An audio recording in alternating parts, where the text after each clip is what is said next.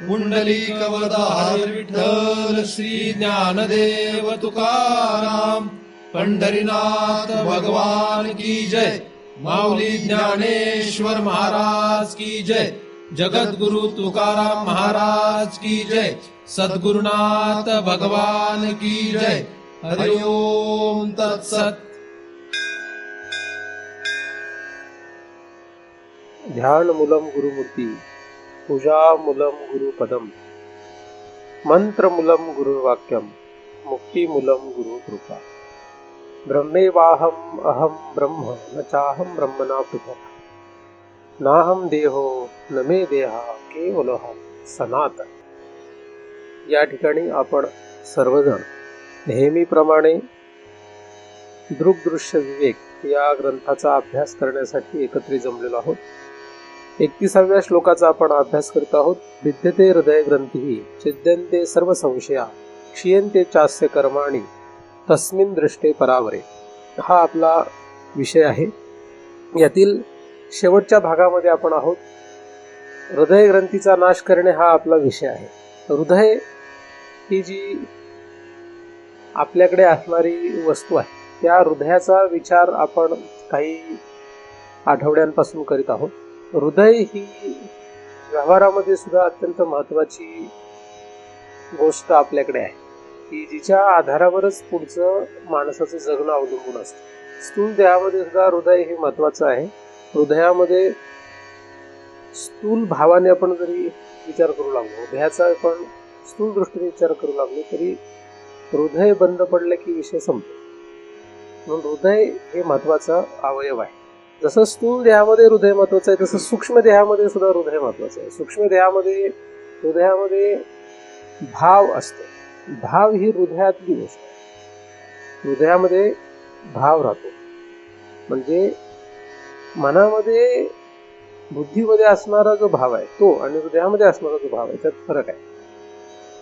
तर हृदयामधला भाव जो आहे हा सूक्ष्म रूपाने हृदय जरी आपण पाहिलं, म्हणजे मन किंवा बुद्धीचं टोक अशा दृष्टीने जरी आपण त्याचा विचार करू लागलो तरी हृदयाला किंमत आहे।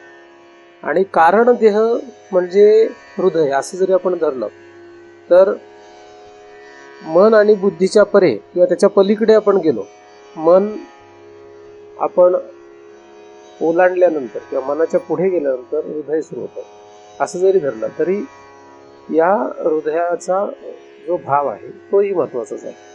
कारण हृदय म्हणजे ज्याला आपण आकाश म्हणतो किंवा जे आकाशासारखं आहे ते हृदय आहे। हृदय ही व्यापक गोष्ट आहे, पण व्यापक असूनही आपल्या शरीरामध्ये ते आता सूक्ष्म रीतीने आहे।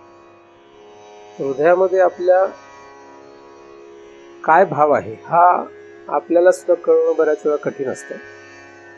दुसऱ्याला कळणं फार अवघड आहे। दुसऱ्याच्या मनामधला भाव कळणं आपल्याला अवघड आहे। आपल्या स्वतःच्या मनातला भाव आपल्याला कळायला थोडं सोपं आहे, पण हृदयातला भाव स्वतःला कळणं हे जरा अवघडच आहे।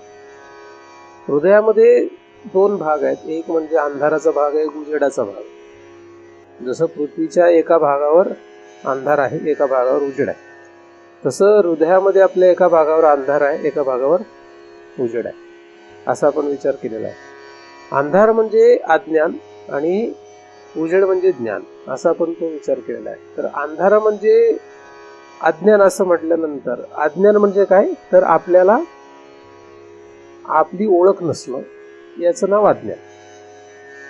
दुसऱ्या भाषेतून बोलायचं झालं तर आपल्यालाच आपला विसर पडणे म्हणजे अज्ञान। मीच मला नीटसा ओळखत नाही हे ज्या दिवशी कळतं त्या दिवशी त्या हृदयाची आपल्याला काय झाली आहे, माहिती झाली आहे। जिथपर्यंत आपल्याला वाटतं की आपण आपल्याला ओळखतो आणि आपण स्वतःला ब्रह्म या रूपाने ओळखत नसेल, तर आपण आपल्याला ओळखतो हा आपला भ्रम आहे। आणि हा भ्रम पहिल्यांदा मान्य करणं ही फार अवघड गोष्ट आहे। आपण आपल्याला ओळखत नाही हे कळणं म्हणजेच हृदयापर्यंतचा प्रवास आहे। ज्या दिवशी कळलं की मी मला ओळखत नाही, त्या दिवशी आपलं फार मोठी परमार्थामध्ये अवस्था निर्माण झाली। परमार्थामध्ये मोठा माणूस कोण आहे? सिद्ध महात्म्यांचा आपण विचार बाजूला ठेवला तर परमार्थामध्ये श्रेष्ठ कोण आहे? ज्याला हे कळलं की मी मला ओळखत नाहीये, तो परमार्थात खूप मोठा व्यक्ती असतो. याला काय कळलं? मी मला ओळखत नाहीये. आणि या चिंतेमध्ये जो आहे ह्याची काळजी ज्याला लागली, कारण जगामध्ये सगळ्यात मोठं धन जे आहे ते मी आहे. स्व हे जगातलं सगळ्यात मोठं धन आहे. जगात स्व इतका प्रिय कुठलीही वस्तू नाही. स्व व्यतिरिक्त जगामध्ये काहीही प्रिय नाही. खरं तर अधिक जगामध्ये जेवढे काही विषय आहेत, जेवढा काही व्यवहार आहे, हा फक्त स्वच्या प्रियत्वामुळे सुरू आहे. संपूर्ण जग, 14 भुवनाचा प्रपंच हा फक्त स्वच्या प्रेमापोटी सुरू आहे. इतका हा स्व नावाचा जो पदार्थ आहे तो सर्वश्रेष्ठ आहे. हा इतका उत्कृष्ट आहे. आपला कुठलाही जगण्याचा हेतू, जगण्याचा विषय जो आहे तो फक्त ह्या स्वच्या कारणाने आहे. स्वमुळे हा विषय आहे. काही असो, तुम्ही कुठलाही विषय लिहून घेतला की माझं हे जगणं, माझं हे असणं कशासाठी आहे, तर त्याच्या उत्तरामध्ये सगळ्यात शेवटी तुम्हाला स्व सापडणार. स्व भोग्यसी वसे भोगता येत. दुसरं त्याला काहीही कारण नाही. असा हा जो स्व आहे, ह्या स्वच आपल्याला अज्ञान आहे. म्हणजे आपण त्या स्वला ओळखत नाही. ही दुर्दैवाची गोष्ट आहे. आणि म्हणून ज्याला कोणाला हे कळलं की मी या स्वला ओळखत नाहीये, तो श्रेष्ठ आहे. तुमचं इथं बसणं, माझं इथं बसणं, आपण इथून गेल्यानंतर जे काही काम करणार, इथे येण्याच्या आधी जे काही आपण कामं केली, जन्माला आल्यापासून मरेपर्यंत, मेल्यानंतर पुन्हा दुसऱ्या शरीरात, असं 14 भुवनामध्ये आपण जिथे कुठे जातो हे सगळं फक्त त्या एका स्वमुळे जातो. त्या स्वच्या इच्छेपोटी जातो. स्वच्या इच्छेने हे भ्रमण आहे खरं तर. पण त्या स्वची अनोळख झाल्याने, त्या अनोळखीमुळे आपल्याला आपली भलती ओळख झाली.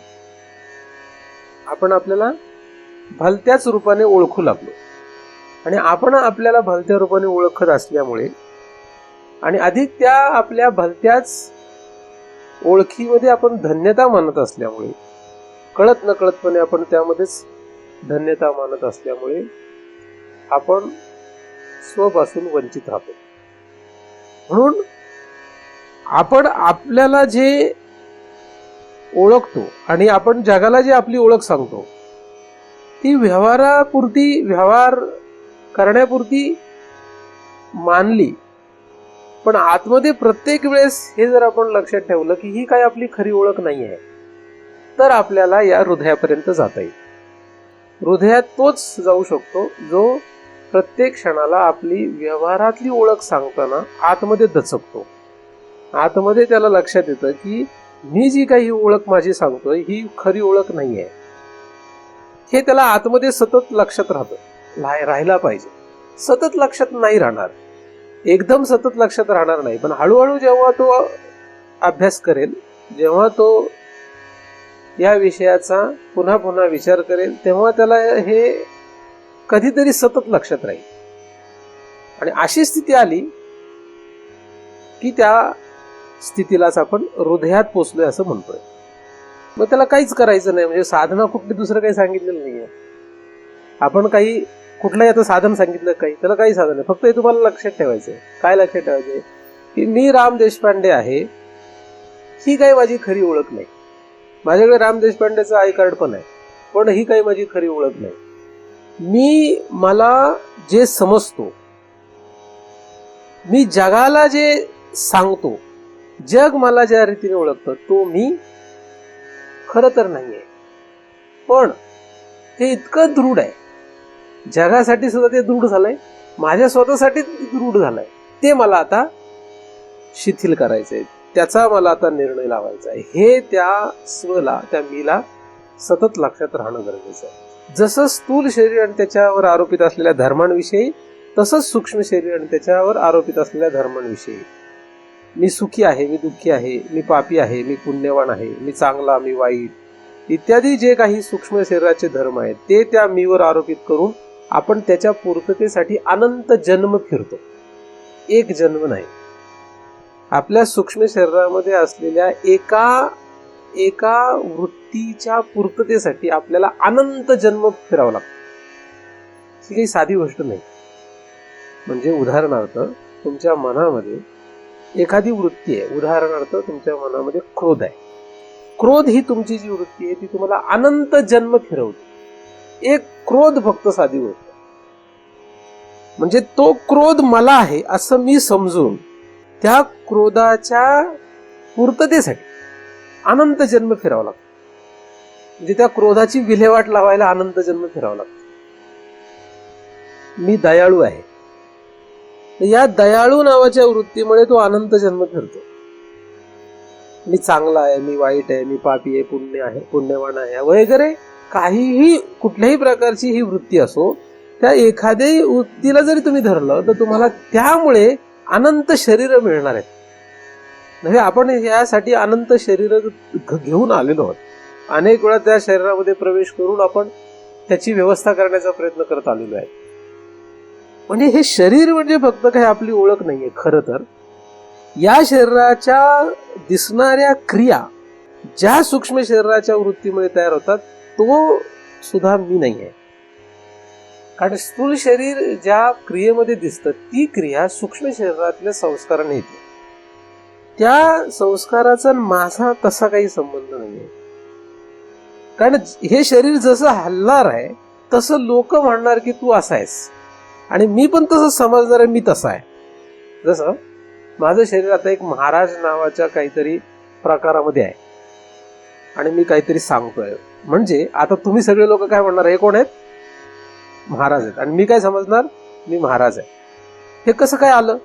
कारण आतमध्ये तसं आहे, सूक्ष्म शरीरामध्ये तसं आहे. सूक्ष्म शरीरामध्ये त्या संस्कारामध्ये, त्या बुद्धीमध्ये, चित्तामध्ये कुठेतरी ते महाराजांनी काय बोलायचं ते सगळं छापलंय, ते आधी आहे. मग ते आता मी बोलतोय हे तुम्हाला माहित आहे. तुम्हाला हे माहित आहे की असं असं बोलले तर महाराज आहेत. आता मी ज्या काही गोष्टी बोलतोय त्यामुळे मी कोण ठरतो, मी महाराज ठरतो, हे तुम्हाला माहित आहे. आणि म्हणून तुम्ही समजता मी महाराज आहे आणि मी समजतो मी महाराज आहे. म्हणजे सूक्ष्म शरीरामध्ये जे आहे ते स्थूल शरीर वागतं आणि मग तुम्ही मला महाराज समजू लागता, मी मला महाराज समजू लागतो. आणि यामुळे मी माझी ओळख विसरलो. मी काय विसरलो? मी मला विसरलो. या माझ्या चुकीच्या समजुतीमुळे मला माझी ओळख राहिली नाही, मी कोण आहे. आणि हे जर मला लक्षात आलं नाही तर मी डुबतो. त्याचप्रमाणे तुम्ही सुद्धा, तुम्हाला तुमची ओळख लक्षात आली नाही तर तुम्ही डुबणार. म्हणजे आपण दोघेही का डुबणार? कारण आपण आपल्याला भलतं समजतोय म्हणून, भलतंच. तर मी जो आहे हा मी स्थूल शरीर सूक्ष्म शरीर यातल्या कुठल्याही धर्माने खरं तर युक्त नाही. तो त्याच्याशी संलग्न किंवा तादात्म्य पावलेला खरं तर नाही, पण तसं वाटतं. हीच माया आहे, हीच अविद्या आहे किंवा हेच अविद्येचं कार्य आहे. आणि ज्यावेळेस हे लक्षात घेतलं आणि मग याच्यामुळे मला माझी ओळख राहिली नाही, मी मला विसरलो, याच्यामुळे हे झालं, किंवा या सगळ्यामुळे मला माझा विसर पडला, असं दोन्ही बाजूनी काही जरी घेतलं, पण माझा विसर, मलाच माझा विसर हा महत्वाचा मुद्दा लक्षात ठेवला की आपण पोहोचलोय हृदयात. कुठली साधनं नाही, काहीच नाही. आपण काय सांगितलं? काहीच नाही. तुम्ही हृदयात पोहोचायला तुम्हाला किती सोपा मार्ग सांगितला?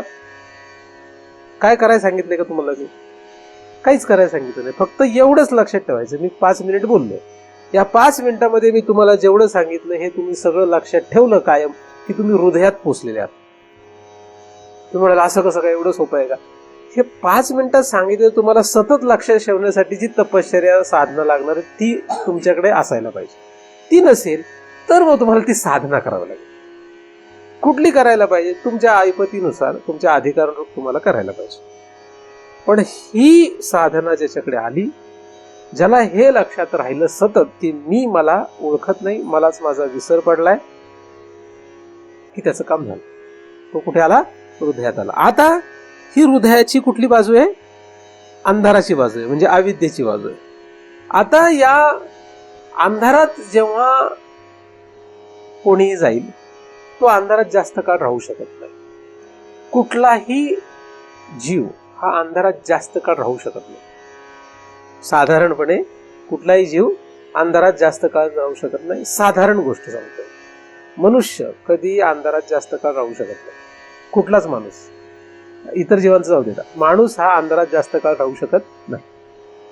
तो अंधारात कायम उजेड शोधण्याचा प्रयत्न करेल. अंधारात तो पडला की तो काय करायला लागेल, काहीतरी करून तो उजेड शोधायचा प्रयत्न करेल. तर अंधाराची माणसाला काही आवड नाही, त्याला आपोआपच उजेडाची आवड आहे, ती सहज आहे. तर अंधारात पडलेला मनुष्य जसा उजेडाच्या दिशेने प्रवास करायला सुरुवात करेल, कुठेतरी तो उजेड शोधायला लागेल, काहीतरी करून तो उजेड शोधायचा प्रयत्न करेल. हे जसं आहे तसं ज्याच्या हृदयामध्ये हा स्वअज्ञानाचा किंवा स्वतःच्या विसराचा भाव तयार झाला, तो आपोआप तो अंधार घालवायचा प्रयत्न करतो की मलाच माझी ओळख नाही, मग मी कोण आहे नक्की, किंवा मी स्वतःलाच ओळखत नाही, तर हे असं कसं काय, याचा तो विचार करू लागतो आपोआप. पण हे त्यालाच शक्य आहे जो त्या अंधारात पडेल. जो या अंधारात नाही तो हा विचार करू शकत नाही. म्हणून तुम्ही हा अंधारात पडलेले नसाल तर तुम्हाला मी कितीही सांगितलं की तुम्ही स्वतःचा शोध घ्या, तर तुम्ही घेणार नाहीत. कोणीच नाही घेणार या जगामध्ये, असं कोणीही घेणार नाही जो अंधारातच पडलेला नाही. कारण त्याला तो अंधार वाटत नाही, त्याला तो अंधारच वाटत नाही, तर तो उजेडाचा शोध कशाला घेईल. म्हणून ज्याला स्वतःविषयी अज्ञान वाटतच नाही की मी मला ओळखत नाही असं त्याला वाटतच नाही, तर तो कशाला स्वतःचा शोध घेणार आहे. ज्याला वाटतंय की मी मला चांगलं ओळखतो, तो कशाला स्वतःचा शोध घेणार आहे. तुम्ही जगात कोणालाही विचारा, काय तुझं नाव काय, तू कोण आहेस, तुझी तुला ओळख आहे का, तो सगळे सांगणार. ओके, सगळे त्याला माहित आहे, त्यासाठी तो प्रूफ पण देणार. पण त्याला असं कधीच वाटणार नाही की मी मला ओळखत नाही. म्हणून अशा लोकांना आपण ज्ञान काय शिकवणार. अशा लोकांना आपण आत्मज्ञान किंवा ब्रह्मज्ञान किंवा स्वज्ञान किंवा मीच ज्ञान काय सांगणार. सांगू शकतो का. मग ते कोणी असो, तुम्ही जरी असले तरी, तुम्ही जर स्वतःला समजताय की मी मला ओळखतोय, मला माहिती आहे मी कोण आहे, माझं तुम्ही कुठल्याही पातळी स्वतःला ओळखत असू देत. मग तुम्ही शरीराला मी समजून स्वतःला मी म्हणून ओळखत असाल तर तुम्हाला ब्रह्मज्ञान सांगता येत नाही. तुम्हाला ब्रह्मज्ञानाचा आत्मज्ञानाचा अधिकार नाही.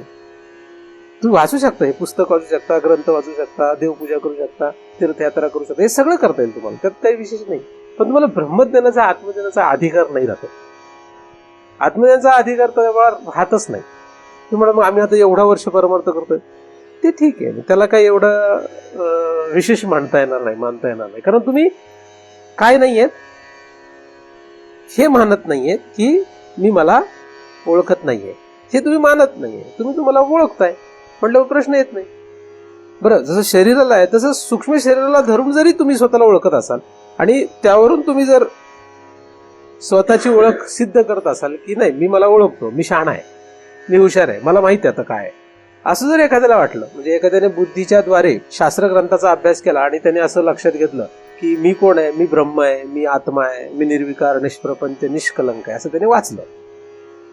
शास्त्र ग्रंथाचा विचार करून एखाद्याने ग्रंथ वाचला, ग्रंथामध्ये लिहिलंय अहम ब्रह्मास्मी, अयम आत्मा ब्रह्म इत्यादी, त्याने सगळं वाचलं आणि ते त्याची बुद्धी तल्लक असल्यामुळे, त्याची बुद्धी जर एकदम स्ट्रॉंग असेल तर तो लक्षात ठेवेल. आणि मग त्याला विचारलं काय तू कोण आहेस, तर तो काय सांगेल, मी ब्रह्म आहे. त्याला विचारलं तर सांगेल. पण इतर वेळेस तो स्वतःला ब्रह्म कधी समजणार नाही, इतर वेळेस तो स्वतःला काहीतरी वेगळं समजेल. मग जो शरीराला मी समजून जगामध्ये जगतो त्याच्यापेक्षा बुद्धीने अहम ब्रह्मास्मी म्हणणारा श्रेष्ठ आहे, हे ठीक आहे. पण तो काही शेवटचा भाव नाही किंवा ते काही खरं नाही. तो त्याच्या बुद्धी सामर्थ्यामुळे, बुद्धीमध्ये त्याचा जो काही भाव आहे त्या भावामुळे तो म्हणतोय की मी मला ओळखतो, पण हे सुद्धा अज्ञान. तर तसं नको. तर सूक्ष्म शरीराच्या पुढे हृदयामधला तो जो भाव आहे की मी मला ओळखत नाही, हे पहिल्यांदा स्पष्ट असावं लागतं. आणि मग अशामुळे आपल्याला सतत आपण मी कोण याचा शोध घ्यायला लागतो. आणि हा शोध जो आहे तो दोघांच्या मार्फत होतो. एक म्हणजे शास्त्र, एक म्हणजे सद्गुरू. या दोघांच्या साह्याने आपल्याला तो शोध घेता येतो. या दोघांच्या विना करता येईल का, तर थोडं अवघड आहे. कारण इतर जे संस्कार आपल्यावर पडले होते ते इतके भयानक आहेत की त्यामुळे आपल्याला तसं करणं अवघड आहे. म्हणजे तुम्ही स्वतःचा जरी विचार करू लागले, तुम्ही घरी गेले आणि तुम्ही स्वतःचा विचार करू लागले की मी नक्की कोण आहे, मग शरीर मी आहे का, किंवा पापी मी आहे का, पुण्यवान मी आहे का, सुखी मी आहे का, दुःखी मी आहे का, असं तुम्ही घरी विचार जरी करू लागले तर काही ठराविक वेळेनंतर आपोआप तुमचा सगळा गोतावळा किंवा बाकीचे गोळा होतील आणि तुम्हाला त्याच्यापासून दूर घेऊन जातील. तुम्हाला ते लक्षातच येऊ देणार नाही. ते तुम्हाला काहीतरी कामाला लावतील आणि तुम्ही ते कामं करायला लागले की हे सगळं तुम्ही विसरून जाल, आपोआप होईल. म्हणजे आपण हा विचार करू लागलो की लगेचच ही माया जी आहे ही काय करते, आपल्या पुढे असे परिस्थिती निर्माण करून देईल की आपला हा विचार जो आहे तो पूर्णतः कोलमडेल आपोआप. आणि त्या कामांमध्ये, त्या इतर कामांच्या विचारांमध्ये तुम्ही हा जो विचार आहे हा विचार करू शकणार नाही, त्याच्यापासून दूर जाणार. हा मायेचा प्रभाव आहे. त्याच्यामुळे असं होणार. माया म्हणजे प्रकृती, हा प्रकृतीचा खेळ आहे, तो आपोआप चालणार. आपण विचार करायला लागलो की हे सगळं काहीतरी होणार. मग कोण येईल मध्ये हा विचार आपल्याला बंद करायला, हे सांगता येत नाही. हे काही सांगता येत नाही. म्हणजे ते काय आपल्या घरातलीच व्यक्ती असेल असं नाही, बाहेरची व्यक्ती असेल असं नाही, व्यक्तीच असेल असं नाही. कदाचित आपल्याच आतमध्ये असलेले दुसरे विचार आपल्याला ते करू देणार नाही. म्हणजे इतर कोणी आपल्या सानिध्यात असणाऱ्या कोणीच नाही, तर आपल्याच आतमध्ये असलेले दुसरे विचार आपल्याला काय करतील, हे करू देणार नाहीत. की आपणच आपला जो विचार करणार आहोत ते होऊ देणार नाही. हे प्रकृतीचंच काम आहे. म्हणून शास्त्र आणि सद्गुरूची गरज आहे. शास्त्र आणि सद्गुरू ह्या दोन गोष्टी जगामध्ये अशा आहेत की ज्यांच्यावर श्रद्धा ठेवल्याने, ज्यांना शरण राहिल्याने तुम्हाला हे सगळं आपोआप करता येईल. तुमचे जे प्रतिबंध आहे ते कमी कमी होत जातील. पण त्या दोघांवर, शास्त्र आणि सद्गुरूवर आपल्याला 18व्या अध्यायाप्रमाणे श्रद्धा ठेवावी लागते. इदम ते ना तपस्काय ना भक्ताय कदाचन, हा जो श्लोक आहे त्यामध्ये सांगितलेल्या 4 गोष्टी पाळून आपण जर मीचा विचार करू लागलो तर आपल्याला, आपण काहीही करत असलं तरी सुद्धा स्वतःचा विचार जो आहे तो करण्यासाठी लागणारी जी शक्ती आहे ती तयार होईल. आपल्याला स्वतःचा विचार करण्यामध्ये येणारे जे प्रतिबंध आहेत, अडथळे आहेत, ते दूर व्हायला लागतील. हे आपोआप व्हायला लागेल. त्यासाठी तुम्हाला शास्त्राला आणि सद्गुरूला शरण राहायला पाहिजे. शास्त्र कुठलं, तर फक्त ब्रह्मविद्या ज्या शास्त्रामध्ये असते तेच शास्त्र, म्हणजे ज्ञानेश्वरी किंवा श्रीमद भगवद्गीता, उपनिषद, ब्रह्मसूत्र, बस. उपनिषद, श्रीमद भगवद्गीता, ब्रह्मसूत्र, एवढं भरपूर झालं. आता एखाद्याला हे पेलवत नाही, झेपत नाही, मग इतर प्रकरण ग्रंथ, कारण त्याला झेपेना म्हणून. एखादा म्हणेल फक्त उपनिषद चालतंय, फक्त उपनिषद, काहीच नाही, त्याला झेपत नाही म्हणून मग त्याला इतर ब्रह्मसूत्र किंवा श्रीमद भगवद्गीता, प्रकरण ग्रंथ पण झेपत नाही, मग साधू संतांनी सांगितलेले अभंग, मग त्याच्यामध्ये सुद्धा ज्ञानपर झेपत नसतील तर कर्मपर, नसेल झेपत तर उपासनापर वगैरे, त्याची जशी ऐपत असेल त्याप्रमाणे तो त्या शास्त्राला शरण राहू शकतो. आणि आपोआपच त्याला तसतसे सद्गुरू प्राप्त होतात. आपोआपच तसतशा सद्गुरूंना तो शरण राहू शकतो. त्यांना तो आपोआपच शरण राहतो. कोणी कोणालाही कधी कुठेही शरण राहत नाही. ही जगाची रीत अशी आहे. कोणी कोणाला शरण राहावं हे इतकं व्यवस्थित आहे. किती काळ शरण राहावं, किती वेळ शरण राहावं, हे सगळं व्यवस्थित आहे. ते त्या जीवावर अवलंबून असतं. तुम्ही कोणाला शरण राहणार हे तुमच्या स्वतःवर अवलंबून आहे. हे समोरच्या व्यक्तीवर अवलंबून नाही, माझ्यावर अवलंबून नाही. तुम्ही मला शरण राहणार का नाही हे माझ्यावर अजिबात अवलंबून नाही, हे तुमच्यावर अवलंबून आहे. जगामध्ये सगळ्या ठिकाणी हेच आहे. व्यवहार असो का परमार्थ असो, सगळीकडे असंच आहे. म्हणजे आपण कोणाला शरण राहणार, म्हणजे आईला शरण राहणार का बायकोला शरण राहणार, हे त्या व्यक्तीवर अवलंबून असतं. आईवर किंवा बायकोवर अवलंबून नाहीये. आपण म्हणतो तिने त्याला भुलवलं असं म्हणतो, पण आपण कितीतरी अशी उदाहरणं पाहतो की तो भुललेलाच नसतो. अशी पण उदाहरणं असतात. त्यामुळे त्या स्त्रीने त्याला भुलवलं असं म्हणणं हे फक्त बोलण्याची गोष्ट आहे, कारण वादाचा मुद्दा पाहिजे काहीतरी म्हणून. वास्तविक तो भुललेला आहे. भुलला तर कोण भुललेला आहे? तो भुललेला आहे. तुम्हाला बळच कोणी शास्त्रीय संगीतात बसवलं, शास्त्रीय संगीताचं जिथे कार्यक्रम सुरू आहे तिथे जर तुम्हाला कोणी बळच बसवलं तर तुम्हाला काय ऐकू येणार आहे का काही? शास्त्रीय संगीताचा जो आवाज आहे हा आपल्यासाठी काय होणार आहे? कर्कश आवाज होणार आहे. मी बघतो बऱ्याच वेळा तुम्ही जर रेडिओ ऑन केला कोणी, तुम्ही कारमध्ये वगैरे किंवा असे जात असाल किंवा त्यावेळेस ही परिस्थिती जास्त वेळ येते. आपल्याकडे आता येत नाही, थोडेसे वेगळे चॅनल आहेत. पण समजा कारमध्ये जर एखादं शास्त्रीय संगीत सुरू झालं तर लगेच लोक काय करतात, चॅनल बदलून टाकतात. आता बऱ्याचशा घरांमध्ये गेलो जातो तर मी गेलेला असताना जर टीव्ही चालू असला तर मी अजूनपर्यंत एकही घर नाही पाहिलं, एकही की ज्या ठिकाणी शास्त्रीय संगीत चालू आहे सगळे शांतपणे ऐकतायत. एकही घर नाही पाहिलं अजूनपर्यंत. म्हणजे उदाहरण म्हणून सांगतो. आणि ज्यावेळेस शास्त्रीय संगीत सुरू होईल त्यावेळेस रेडिओ बंद, असं बरेच वेळा पाहिलं. आता ते शास्त्रीय संगीतात रस कोणालाच नाही का? तर आहे, त्याचे पण अधिकारी असतात. तर तो कशावर प्रश्न असतो? त्या जीवाचा प्रश्न आहे. तो त्याला काय आवडेल त्याचा विषय आहे. तर प्रत्येक जीव आपल्याला जे आवडतं त्याप्रमाणे तिथे तिथे तो शरण जातो. म्हणून तुम्ही ठरवलं म्हणून दुसरा कोणीतरी एखाद्या ठिकाणी जाऊ शकत नाही. गेला तरी टिकेल असं नाही. तुम्ही एखाद्याला जरी बळच म्हटले चल पंढरपूरला आणि त्याला घेऊन गेले तर पंढरपूरला गेल्यानंतर तो पंढरपूरला परत जाईलच, ह्याचे काही सांगता येत नाही. कारण त्याच्या ते आवडीवर अवलंबून आहे. त्याला आवडलं तर परत तुम्ही त्याला घेऊन नाही गेले तरी जाईल तो. आणि त्याला नाही आवडलं, तुम्ही बळच जरी त्याला म्हणले पुढच्या वेळेस चल तर तो येणार नाही. सांगण्याचा मुद्दा आहे की कोणाला आपण सरेंडर्ड राहतो म्हणजे शरण राहतो हे त्या समोरच्यावर अवलंबून असतं, ते आपल्यावर अवलंबून असतं. म्हणून ज्ञानेश्वरीला मी शरण राहतो समजा, तर ते ज्ञानेश्वरीवर अवलंबून नाही, ते माझ्यावर अवलंबून आहे. ज्ञानेश्वरी तसंच आहे, जसं आहे तशी आहे, त्याच्यामध्ये काही बदल नाही. जसं ज्ञानेश्वरी आहे तशीच आहे.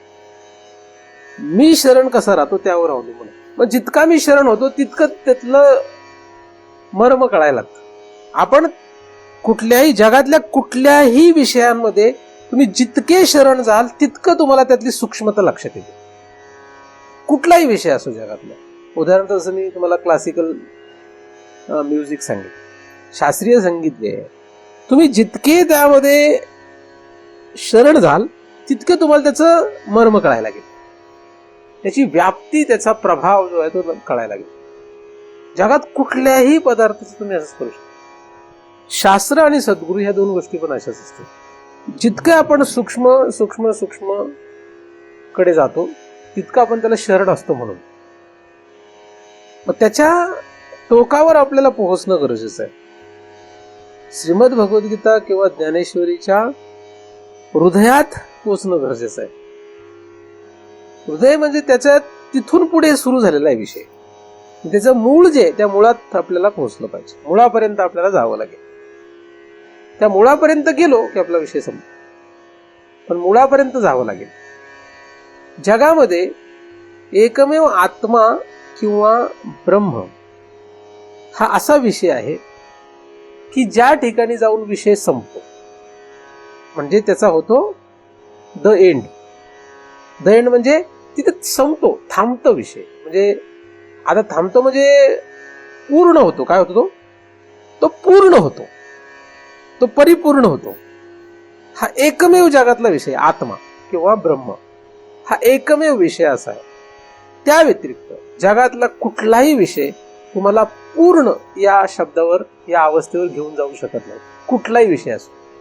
आणि म्हणून जगामध्ये जेवढे विषय मांडलेले आहेत त्या विषयामध्ये पुढे अजून रिसर्च सुरू असतो, ते त्याचा एंड होत नाही.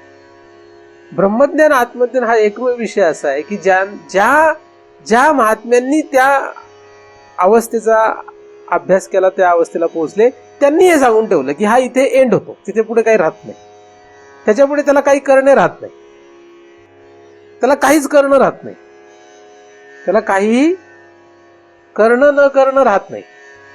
करणं आणि न करणं हे काही राहत नाही, त्याच्या तो परे जातो. ही एकमेव वस्तू अशी आत्मा किंवा ब्रह्म. आता मी जो आहे ह्या मीला आपण ओळखत नाही, त्याला आपल्याला जाणायचंय हा भाव. त्याला जाणण्यासाठी शास्त्र आणि सद्गुरू हे आपल्याला प्रमाण किंवा त्यांच्याच सानिध्याने आपण तिकडे जाणार. मग असं ठरल्यानंतर कुठलं शास्त्र हातात घ्यावं, ज्या शास्त्रामध्ये आत्मा किंवा ब्रह्म हा विषय, कुठल्या महाराजांना शरण राहावं, ज्यांचा विषय फक्त आत्मा किंवा ब्रह्म आहे त्यांना शरण राहावं. मग ते असं आपल्याला कसं कळणार? सद्गुरू हे नंतरची गोष्ट आहे, पहिले शास्त्र गरजेचं आहे. शास्त्र ही नंतरची गोष्ट आहे. पहिला तुमचा विषय महत्वाचा आहे की तुम्हाला स्वची अनोळख आहे हे किती सलतंय, हे तुम्हाला किती टोचतंय. जितकं तुम्हाला स्वतःच्या अज्ञानाविषयी अवघड वाटेल, स्वतःचं अज्ञान तुम्हाला त्रासदायक वाटेल, तितकं तुम्हाला योग्य शास्त्र हातात पडेल. आपोआप तुम्ही कुठल्या शास्त्राला हातात घेणार, तुम्ही कुठलं पुस्तक वाचणार, हे कशावर अवलंबून आहे? तुम्हाला किती हे वाटतंय त्यावर आहे. ज्याला जे वाटतं तो तेच पुस्तक हातात घेतो, दुसरं पुस्तक हातात घेऊ शकत नाही. जगामध्ये कधी होऊ शकत नाही. एखाद्याने खगोलशास्त्राचं पुस्तक हातात घेतलं तर तो का घेतो? कारण त्याला खगोलशास्त्राविषयी काहीतरी अवघडलेलं असतं म्हणून. तसं स्वविषयी अवघडलो आपण, स्व म्हणजे काय, मला स्वची ओळख नाही, हे जर आपल्याला लक्षात राहत नसेल किंवा आपल्याला लक्षात आलं नाही, स्वतःची अनोळख आहे हे आपल्याला लक्षात आलं, तर आपण कुठलं शास्त्र शोधणार?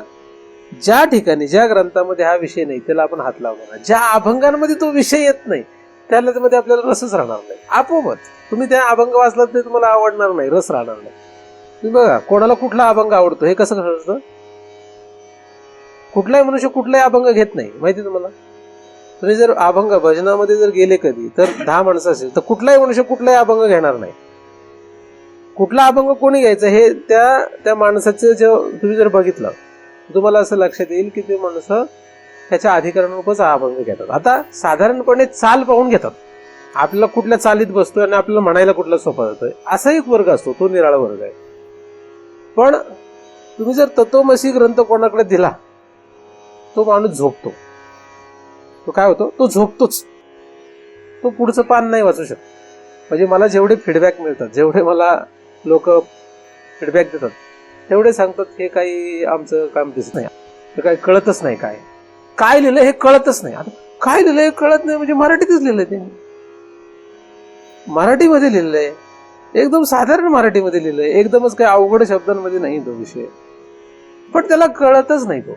बरं, अशा मोठमोठ्या अभ्यासक महाराज लोकांचे हे उत्तर आहेत, मग ते काही कळतच नाही. तत्वमसी म्हणजे एक उदाहरण मी म्हणून सांगतोय, पुढे जाऊ शकत नाही तो. आता तत्वमसी एक उदाहरण झालं. ज्ञानेश्वरी तुम्ही एखाद्या नवीन माणसाला दिली, त्याला हाऊस असली, त्याला ज्ञानेश्वर महाराज वगैरे अशी काहीतरी हाऊस निर्माण झाली काहीतरी कारणाने, एखाद्या संसारी माणसाला त्याला जर वाटलं ज्ञानेश्वरी वाचावी, तुम्ही त्याला म्हटलं हा हे घे ज्ञानेश्वरी, त्याने ज्ञानेश्वरी वाचली, पण तो फारच अवघड आहे. म्हटलं कसं काय? संस्कृत मध्ये येते.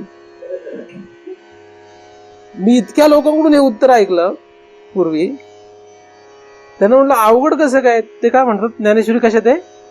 संस्कृत मध्ये. आता मग यांच्या पुढे काय बोलणार आपण? संस्कृत मध्ये असल्यामुळे आम्हाला कळेना, जर कळेल असे मराठी भाषेत देता का? त्याचा अर्थ लिहिला असेल मराठीमध्ये असं.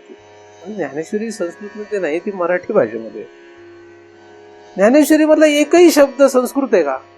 प्रत्येक शब्द मराठी शब्द आहे, तरी आपल्याला कळेना. त्या नवीन माणसात जाऊ दे, आपल्याला कळतोय का? म्हणजे आपल्याला मराठीच कळेना, आपल्याला मराठी कळत नाही. म्हणजे अडचण कशाची आहे? जिथपर्यंत कळत नाही आपल्याला मराठी, तितक्या वेळा वाचा ज्ञानेश्वरी, तितकी सेवा गरजेची आहे.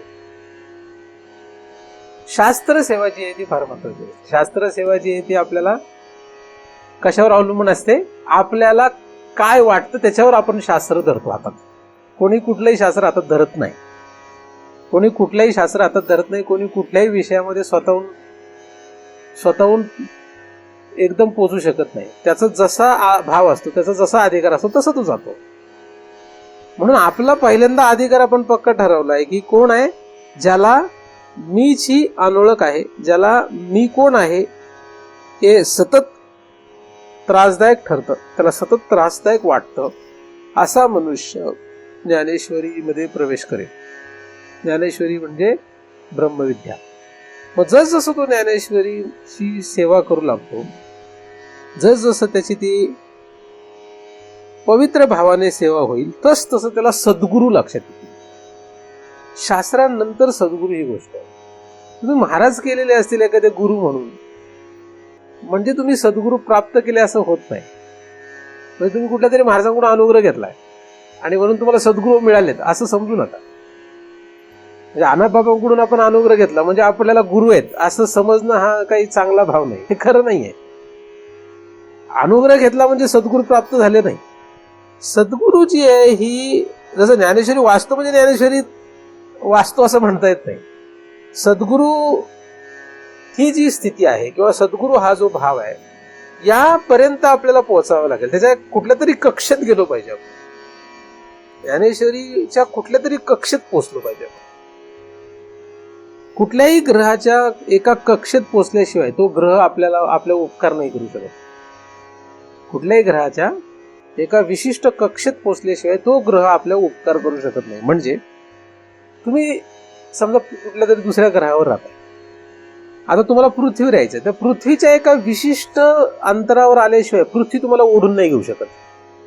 म्हणजे पृथ्वीची जी शक्ती आहे, गुरुत्वाकर्षण, पृथ्वीची जी ही शक्ती आहे, ही शक्ती तुम्हाला त्याच वेळेस तिच्याकडे ओढून घेऊ शकते ज्या वेळेस तुम्ही त्या एका विशिष्ट कक्षेत आले. सूर्याचंही तसंच आहे. सूर्याकडे तुम्ही गेले तर सूर्य तुम्हाला तिथपर्यंत ओढून घेऊ शकत नाही जिथपर्यंत तुम्ही त्याच्या एका विशिष्ट कक्षेत जाणार नाही.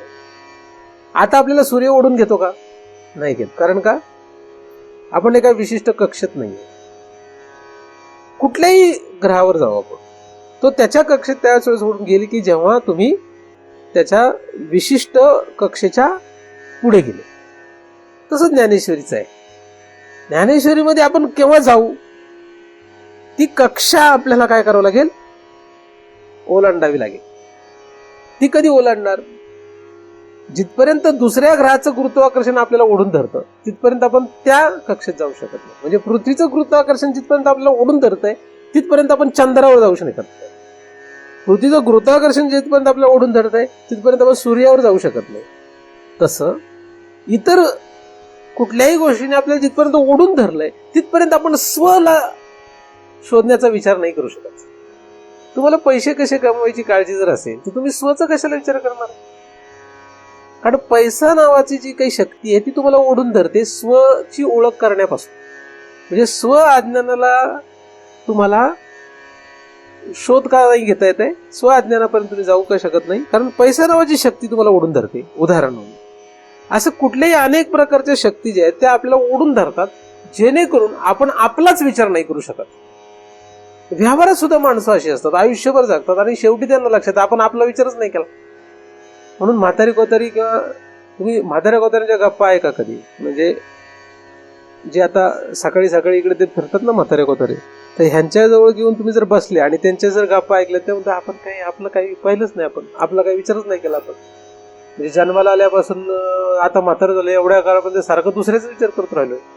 व्यवहारात सुद्धा अशीच परिस्थिती. दुसऱ्याचा विचार करण्याच्या नादामध्ये स्वतःचं जगणं संपतं. त्याचं होतं का नाही? स्वतः तो जगू नाही शकत. स्त्रियांच्या बाबतीत जास्त असं असतं, पुरुषांच्या बाबतीत थोडं कमी असतं. ते गेले कुठे बाहेर की मिसळपाव खातातच. स्त्रियांच्या बाबतीत थोडं कमी असतं. म्हणजे आता तरी बरी परिस्थिती, स्त्रिया पण जातात, त्या पण खातात. म्हणजे उदाहरण म्हणून सांगतो. पूर्वी अशी परिस्थिती होती की स्त्रियांना घराच्या बाहेर पडताच यायचं नाही. घर, शेती किंवा जे काही घरातलं भांडी कुंडी जे काही त्यांचा प्रकार असतो तेवढंच. पण हा गडी गेला भाजीपाला घेऊन मार्केट यार्डला की येताना मिसळपाव खाल्ल्याशिवाय यायचं नाही. का घरी आणेल का नाही गॅरंटी नाही, काही आणत असते है ना. अशी परिस्थिती असते, होती का नाही? अरे पैकी लोक असेच होते. म्हणजे घरच्यांना काय आणलं का नाही, कधीतरी लाजा गाजा आठवड्यातून एकदा दोनदा वडापाव वडे भजी काही जे आणायचं असतं ते आणायचं, भेळ वगैरे. मग त्याने 10 वेळा खाल्लं तर 2 वेळा घरी आणत असेल है ना. काही काही असतील थोडेफार 10% असे की 10 वेळा खाल्लं तर 10 वेळा घरी पण आणलं, असं असतील. पण हे यांचं प्रमाण कमी आहे. स्वतःला यांच्यामध्ये गुंतवल्याने स्वतःकडे लक्ष द्यायला जसं वेळ मिळत नाही. आणि म्हणून काही काही लोक म्हणतात काही काही मुलं बाळ जरा हुशार असतात, त्यांचं सगळं सेटलमेंट वगैरे झाले की ते त्यांच्या आईबापांना म्हणतात तुम्ही आता आमच्यासाठी खूप केलं, आता तुमच्यासाठी तुम्ही जागा जरा, असं म्हणतात. ते फक्त म्हणतात, खरं नसतं काही. तुम्ही लगेच हुरळून जाऊ नका. तर ते तसं म्हणतात आणि मग त्यांना तुमची अडचण असते. ऍक्च्युली बऱ्याचशा वेळात अडचण असते, अडथळा असतो, म्हणून ते म्हणतात आता जरा जा बाहेर, 4 वाजले जा बाहेर. म्हातारा घरात शांत बसत नाही, डोकं खात राहतं ना, म्हणून मग त्यांना हाकलायचा प्रयत्न करतो. म्हातारा कोताऱ्यांना घराच्या बाहेर काढलं, समजू नका की तुम्हाला जगायलासाठी मोकळं सोडलंय बाहेर. त्यांना बऱ्याचशा वर्गामध्ये घरात अडथळे होतात म्हणून ते बाहेर काढतात. माहिती ना तुम्हाला असं? असो, तर सांगण्याचा मुद्दा असा आहे की आपल्याला आपल्यासाठी वेळ नाही मिळत, आपण जगासाठी वेळ देतो. मला माझ्यासाठी वेळ नाही, मी जगासाठी वेळ देत बसतो. ही परिस्थिती अशी व्यवहारात आहे, ही व्यवहारातली स्थिती आहे, सगळ्यांची स्थिती आहे, तुमच्या सकट सगळ्यांची स्थिती आहे. आपण सगळे या स्थितीमधून जातो, आपण सगळ्यांचं करत बसतो उठाठेव, पण आपल्याला आपल्याबद्दल आपल्यासाठी वेळ नाही. आणि हे हे हे कोणाची परिस्थिती आहे? जवळजवळ 99% लोकांची अशी स्थिती आहे. मग परमार्थातही असंच आहे, परमार्थात सुद्धा असंच आहे. आपल्याला आपल्यासाठी वेळ नाही, बाकीच करत बसायचे सगळं. मग आपण आपला विचार कधी करणार? ना व्यवहारात पण करतो ना परमार्थात करतो. आपण स्वचा विचार ना व्यवहारात करतोय ना परमार्थात करतोय. परमार्थात सुद्धा आपण दुसरंच विचार करत बसलो. भलत्या विचारामध्ये आपण रममाण आहोत. या शरीराचं काय होणार? ह्याचं जाळणार, ह्याचं काय होणार? ह्याचा काय विचार करायचा? परमार्थात आल्यानंतर ह्याचा विचार काय करणार तुम्ही सांगा मला. शरीर कसं पाहिजे, तेजपुंज वगैरे कसं पाहिजे, कसं पाहिजे? आपण परमार्थात आलो, तो शरीर कसं पाहिजे, गंध कसा लावला पाहिजे सांगा, कसा लावला पाहिजे? असा असा वगैरे, असा असा असा कसा लावला पाहिजे? इथं इथं कुठं लावला पाहिजे? हा स्वचा विचार नाहीये. लोक हा विचार करत बसले. कुठला विचार करत बसलो आपण? बरं, माळ कुठली घातली पाहिजे, म्हणजे कसली घातली पाहिजे? छोटी बारीक म्हणायची, मध्यम म्हणायची, मोठ्या म्हणायची, कशी म्हणजे कशी घालायला पाहिजे? कशाचा विचार आहे हा? स्वचा विचार नाही. परमार्थामध्ये सुद्धा आपण व्यवहारात जसे स्वचा विचार करत नाही, आपण इतरांचा विचार करत बसतो. जसं जसं मी महाराज होतो, मला असं वाटतं की अरे मी आता कुठलं धोतर घालू, कसं घालू, नंतर उपरणं कसलं पाहिजे, फेटा कसा पाहिजे किंवा वगैरे, मी असा विचार करायला लागतो. सर्वसाधारणपणे सगळ्यांची अशी परिस्थिती आहे. मग तो पांढरा फेटा घातला तर ते कॉमन झाला आता, मग त्यापेक्षा जरा तो कुठला रंगबिरंगी, हिरवा, भगवा, असे वेगळे कलर आलेत आता. तर असं काहीतरी वेगळं मग दिसलं पाहिजे ना, वाटलं पाहिजे वेगळं. मग माझा विचार बाजूला राहिला, हा भलता विचार आला. मी काय विचार करलो, लोकांना काय वाटेल, लोकांना काय पाहिजे, लोकांच्या दृष्टीने लोकांना कसं चांगलं वाटेल वगैरे, असा विचार करून मी माझा विचार करायला सोडून देतो.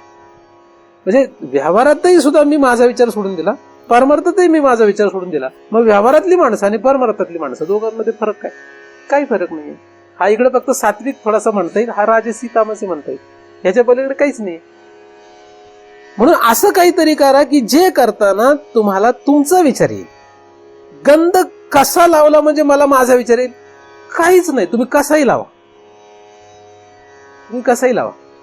गंध बरोबर असा गोल लावल्याने जर मला माझा विचार करता येत असेल तर मी कसा लावायला पाहिजे? बरोबर गोल लावायला पाहिजे. पण म्हणजे असं काही आहे का? मला काही लोक म्हणजे महाराज तुमचं बुक्क खाली कुठे चाललंय, इकडे जरा वर लावा.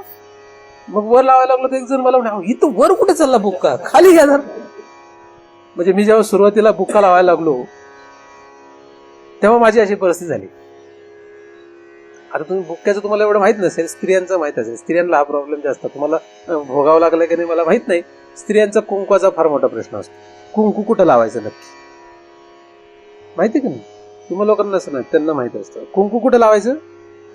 हा, कुठेही लावू, त्यांना काय करायचंय, आपण काय करायचं आपल्याला? ते इथं लावू का इथं लावू का इथं लावू, कुठं लावू, काय इथं लावतात. फक्त त्याला ते नाव बदलतात, इकडे लावतो, इथं असा भाव, इथं पारी इथं नाही येतात कुठंतरी, असं पण लावतं माहिती का तुम्हाला? काय म्हणतात त्याला? हा, मांग भरो. त्यांनी काय होत नाही. आणि काही इथं याच्या खाली नाकाव इथं लावतात, नाकाव कुठं कुंकू लावतात. मग कुठं लावावं कुंकू? नाकावर लावायचं का इथं टाळूवर लावायचं? इथपासून इथपर्यंत मी कुंकू पाहिलंय, तुम्ही पाहिलं का नाही? नाही पाहिलं? तुम्ही नाही पाहिलं? इथपासून टाळूपर्यंत कुंकू, टाळूतलं काही तुम्ही काही केस वर पडून बघू शकत नाही, पण इथपर्यंत टाकतात ते. त्यांना माहिती, ते सगळे हसतात, त्यांना माहिती आहे ना, बरोबर ना? पण हो का नाही? ते काही सांगत नाही, लाजतात ते. मी एका स्त्रीला म्हटलं, नाकाऊ कुठं कुंकू लावतात आहे, इथं कुंकू लावतात का? आपल्याला काय करायचं, नाकाऊ लाव नाही तर इथं लाव, नाही तर इथं लावते ना कुंकू. मग काही नाही म्हटलं, जाऊ द्याच्यापेक्षा न लावलेलं बरं. कशाला लोक कोण म्हणणार इथं लावलं तिकडे लावलं. असं एक गमतीचा एक विषय सांगितला. आपल्याला ज्या कृतीने आपला स्वतःचा विचार करता येत नाही, अशी कुठलीही कृती असो, ती चांगली का वाईट, अशी का तशी, याने काहीच होणार नाही. मी हे धोतर असं घातलं का तसं घातलं, त्याने मला माझा विचार काय करता येईल. म्हणून मी धोतर कसंही घातलं त्याने काही होत नाही, काहीच होत नाही त्याने. आता जर होणार असेल तसं, तर मग मला विचार करावा लागेल की नाही, मला धोतर असंच घालायला लागेल. पण काही काही लोकांचं होती ह्यावेळेस आज लुंगीच नसली, त्याने काय होणार आहे. लुंगी नसली ते तेवढं घातले ते बरं आहे ना. आजारात धोतर घातलंय, तू लुंगी नसला का धोतर घातलं का काय, कसं घातलं राहतो, हे नाही महत्वाचं. महत्वाचं काय, महत्वाचा विषय काय, ज्या कृतीने, ज्या आपल्या करण्याने आपलाच आपल्याला विचार करता येत नाही, तो व्यवहार असो का फरमार्थ असो, काही उपयोगाचा नाही. ज्या तुमच्या जगण्यामध्ये तुम्हाला तुमचा विचार करता आला नाही, त्यामध्ये तुमचा व्यवहारही डुबला आणि परमार्थ. तुम्ही मग लोक रडतात नंतर, अहो आम्ही पोराबाळासाठी इतकं केलं, आमची अशी हाल झाली. तुम्हाला कोणी करायचं सांगितलं? तुम्ही तुमचा विचार नाही करून ठेवला. मी अनेक म्हाताऱ्या सांगतो, पोराबाळांच्या नावावर अजिबात संपत्ती करू नका, अजिबात करू नका, नाही तर तुम्हाला रडायची पाळी येईल. नाही आमची मुलं फार चांगली, अरे चांगले असू देत, पैशामुळे माणसाची बुद्धी डाऊन होते है ना, फिरते. तुमची मुलं चांगली असतील, आम्ही कुठं नाही म्हणतो, पण सांगता येत नाही काय. म्हणून स्वतःचा विचार पहिला म्हाताऱ्यांनी करावा. उदाहरणार्थ है ना, तर कधी त्याला सांगायचं मेल्यानंतर हे कोणाचं आहे, सगळं ज्ञानेश्वर महाराजांच्या असं म्हटलं तर तुम्हाला आत्ताच संपवतील ते. मेल्यानंतर हे सगळं तुमचंच आहे का नाही, मग आता कशाला तुमच्या नावावर करायचं. काय काय तर लेडीज पण मागा लागल्या, तर माझ्या नाव करा, माझ्या नाव करा. लेडीज पण काही कमी नसतात, पूर्वी वेगळी होती, आता वेगळी परिस्थिती. असो, आपला स्वतःचा विचार आपल्याला करता आला नाही तर व्यवहारातही आपल्याला अडचणींना तोंड द्यावं लागेल. परमार्थात तसं आहे, आपण कितीही काही परमार्थ केला, ज्या परमार्थात आपण आपला विचार करू शकत नाही, तो परमार्थ आपल्याला पुढे नेणार नाही. स्वज्ञान या विषयाचा आपण अभ्यास करीत आहोत. आपला विषय कुठला सुरू आहे, स्वज्ञान. ज्ञान या विषयाचा आपला अभ्यास सुरू आहे. ज्ञान कसं तयार होतं शरीरामध्ये, आधी तशी आवड पाहिजे. आवड कसली आवड पाहिजे, मलाच माझं ज्ञान असावं ही आवड पाहिजे. आता हे काही वाईट आहे का, मग ह्याच्यासाठी तुम्हाला कुठली गोष्ट मी म्हटलो करू नका. तुम्ही अशी कुठलीच गोष्ट करू नका ज्या वेळेस तुम्हाला तुमचंच ज्ञान करण्याची इच्छा राहणार नाही, असं काहीच करू नका. आणि ज्या करण्याने तुम्हाला तुमचंच ज्ञान करावं वाटेल, तुमचंच तुम्हाला ओळख करून घ्यावीशी वाटेल, असं काही असू दे करा. असं काही असू दे. मग आता ह्याला कुठलं बंधन नाही, काहीच नाही, याला पाप नाही, पुण्य नाही, चांगलं नाही, वाईट नाही, काहीच नाही. ज्या कुठल्या करण्याने तुम्हाला तुमचीच ओळख करून घेता येईल आणि ज्या कुठल्या कारणाने तुम्हाला तुमची ओळख करून घेता येणार नाही, अशा दोन गोष्टी लक्षात ठेवा. मग एखादा म्हणला, महाराज मी गंध कधीच लावत नाही, त्याने काय माझ्या ओळखीचे त्याचा काही मला फरक पडत नाही. कधीच लावू नको गंध, काही हरकत नाही, कधी गंध लावू नको. पण एखादा म्हटलं नाही, मला गंध लावल्यामुळे मला स्वतःची ओळख निर्माण करण्यासाठी मला गती मिळते, कायम गंध लाव, काही हरकत नाही. किंवा मला भानावर राहतोय, मला दुसऱ्या कुठल्या शक्ती ओढत नाहीये, कारण माळ उदाहरणार्थ घातली तर दुसऱ्या शक्ती ओढत नाहीत म्हणून माळ घातली. मग त्यामुळे मी मला स्वतःचा ओळख करण्यासाठी जो प्रयत्न करायचा त्यामध्ये त्या ट्रॅकवर राहतो, ठीक आहे, मग माळ घाल. नाही तर माळ घातली म्हणून त्याला काही स्वतःची ओळख होईल असं नाही. बऱ्याचशा वेळा दुसऱ्या शक्तीचा प्रभाव होऊ नये म्हणून काही गोष्टी कराव्या लागतात. जसं माळ घातली म्हणजे विपरीत गोष्टींचा परिणाम होत नाही शरीरावर, मनावर. उदाहरण काय, माळेमुळे मीची ओळख नाही होणार आहे, पण माळ घातली म्हणजे काय होईल, इतर शक्ती तुम्हाला आकर्षित करणार नाहीत, आकर्षितच करणार नाहीत. ती माळ तुम्ही स्थूल रूपाने जरी घातली तरी आणि मनाने स्वीकारून जर घातली तर त्याहीपेक्षा जास्त चांगला परिणाम होईल, बरोबर का? अधिक त्या माळेमध्ये एक विशिष्ट शक्ती असेल, कारण माळ काय कुठेही मिळते नाही का. तुळशीची माळ कुठेही मिळते, बाजारातही मिळते, महाराजांकडेही मिळते, बाजारात आळंदीतही मिळते, पुणे शहरातही मिळते नाही का. त्यामुळे ती विशिष्ट माळ आहे, ती कुठे मिळते, कुठली माळ आहे, ती कुठून घेतली, तिच्यात एक संस्कार असतो, कोणाकडून घेतली ह्याच्यात एक संस्कार असतो, म्हणजे त्याच्यामध्ये एक शक्ती असते. आता या सगळ्याने काय मीची ओळख होणार का? नाही. पण शक्ती ज्या आहेत इतर, त्या शक्ती त्याच्यावर परिणाम नाही करत. आणि सगळ्या कुठलीच शक्ती जगातली दिसत नाही. एक लक्षात घ्या, पहिली गोष्ट, जगातल्या कुठल्याही शक्ती दिसत नसतात. मग काय दिसतं? त्या शक्तीचा परिणाम दिसत असतो. तसं हे जो आहे काय, हे परिणाम आहे. हा फॅन फिरतो, हा काय आहे? हा परिणाम आहे. हे लाईट आहे, हे काय? हा परिणाम आहे. तो कोणाचा परिणाम आहे? ती शक्ती आहे, त्या शक्तीचा तो परिणाम आहे. मग तो परिणाम दोन्ही सारखा नाहीये, वेगवेगळा आहे. शक्ती एकच आहे, आतमधली शक्ती एकच आहे, परिणाम वेगवेगळा आहे. तर शक्ती कधी दिसत नाही, तिचा परिणाम दिसतो. तिचा परिणाम, परिणामावरून शक्तीचा अंदाज बांधता येतो. म्हणून काही गोष्टी अशा आपल्या आयुष्यामध्ये, म्हणजे परमार्थात सुद्धा, व्यवहारात अशा असू शकतात की ज्यांची आपल्याला मीच्या ओळखीमध्ये काही तशी डायरेक्ट काही उपयोग नाहीये. तुम्ही जर म्हटले महाराज तुम्ही आम्हाला धोतर वगैरे घालला, तर धोतर घाला, हे घाला, ते करा, या गोष्टीने तुम्हाला मीची ओळख नाही होणार. पण कदाचित त्याचा परिणाम जो आहे तुम्हाला वेगवेगळ्या शक्तींपासून काय करेल, वाचेल. उदाहरण म्हणून सांगतो. तर हे आपल्याला ठरवावं लागतं. जसं मला माझं ठरवावं लागेल की मला कुठल्या क्रियेने स्वतःचा विचार राहणार नाही, हे मला माझं ठरवावं लागेल. ज्या क्रियेने मला माझा विचार करता येत नाही, ती क्रिया मला कमी करावं लागेल, बंद करावं लागेल हळूहळू. एकदम नाही बंद करता आली तर प्रयत्नपूर्वक हळूहळू हळूहळू त्याचा विचार करून त्याला संपवावी लागेल. बरोबर. जसं मी इथे राहिलो आणि तुमच्यामध्ये राहून हे सगळं गप्पा करतोय, हे करत असताना मी जर मला माझा विचार करता आला नाही आणि मी जर माझ्या स्वरूपापासून वंचित राहिलो, तर मला हे हळूहळू बंद करावं लागेल. कारण आपल्याला सगळ्यात जास्त प्रिय वस्तू काय? स्वय. मी हा आपल्याला सगळ्यात प्रिय. खोटारडेपणा करायचं नाही. आपण जगामध्ये सगळे खोटारडेपणा करतो म्हणून फसतोय. हे मान्य करायचे की आपल्याला जगात सगळ्यात प्रिय काय आहे? स्वय. तुम्हाला तुमची मुलं बाळ प्रिय आहेत का? हो का नाही? हा एक आहे का नाही आहे? आहे का नाही आहे? आता तर म्हटलं सो सो मोठ्याने केवढा आवाज काढला आणि दुसरा प्रश्न विचारला की आवाजच गायब झाला, म्हणजे ह्याला म्हणतात लबाडी. पहिला प्रश्न विचारला केवढे आवाज आला, स्व. दुसरा प्रश्न लगेच विचारला मी, तर एकाचाही आवाज येत नाही. आपोआप आवाजच कुठे गाळात गेला कळत नाही, दबला, तो तळागाळाला गेला. कशामुळे?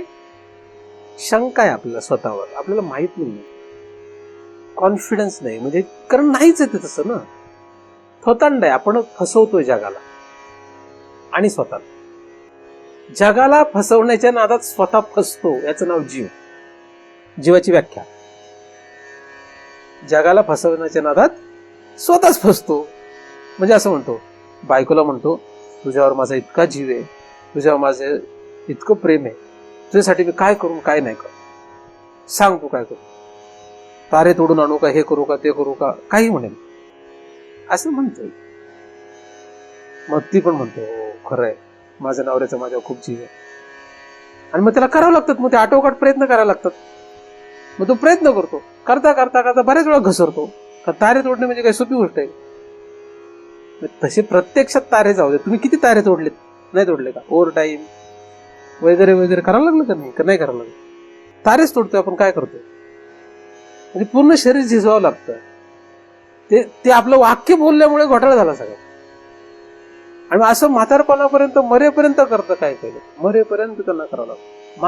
मरताना तरी त्यांना लक्षात आलं की अरे हे काही नाही, यांच्यासाठी जेवढं केलंय आपला विचार नाही करू शकलो आपण, ह्यांच्यासाठी सगळं केलं, पण जाताना यांच्यापैकी कोणालाच घेऊन जाता येईना.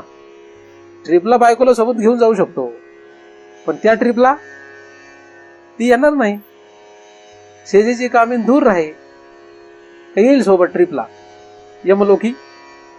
ते म्हणत तुझं तू बघ, काही येईल सोबत, इकडे येईल, सिंगापूरला येईल, काश्मीरला येईल, इकडे येईल, पण तिकडे येईल का? नाही येणार. मग अशा बायकोचा काय उपयोग? अशा नवऱ्याचा काय उपयोग?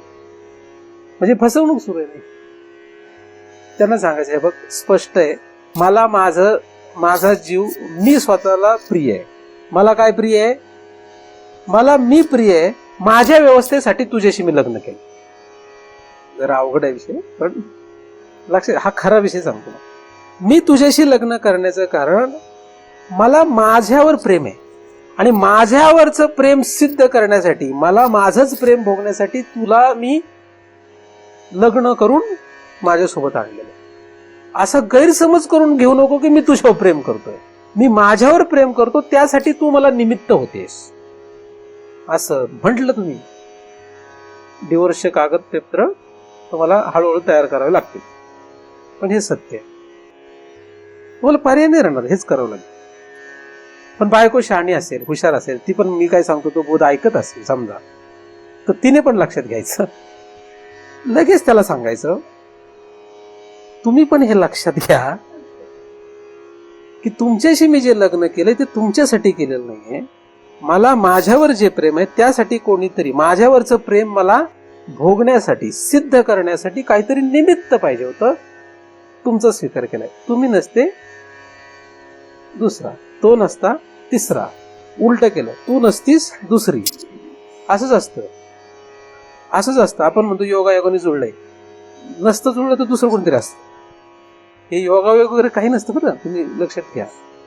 जुळलं ते आता, बरोबर का नाही? ही सत्य परिस्थिती. म्हणून स्पष्टपणे सांगायचं हे असं आहे. आणि दोघं जर असे जगले, ते स्वच्या शोधात पुढे जाणार आहे 100%. कारण आपण खोटं काहीच नाही बोलत आहे, आणि आपण व्यवस्था करत नाहीये का? मान्य केलंय, तू निमित्त आहेस. हा व्यवहार माझ्यासाठी सुरू आहे.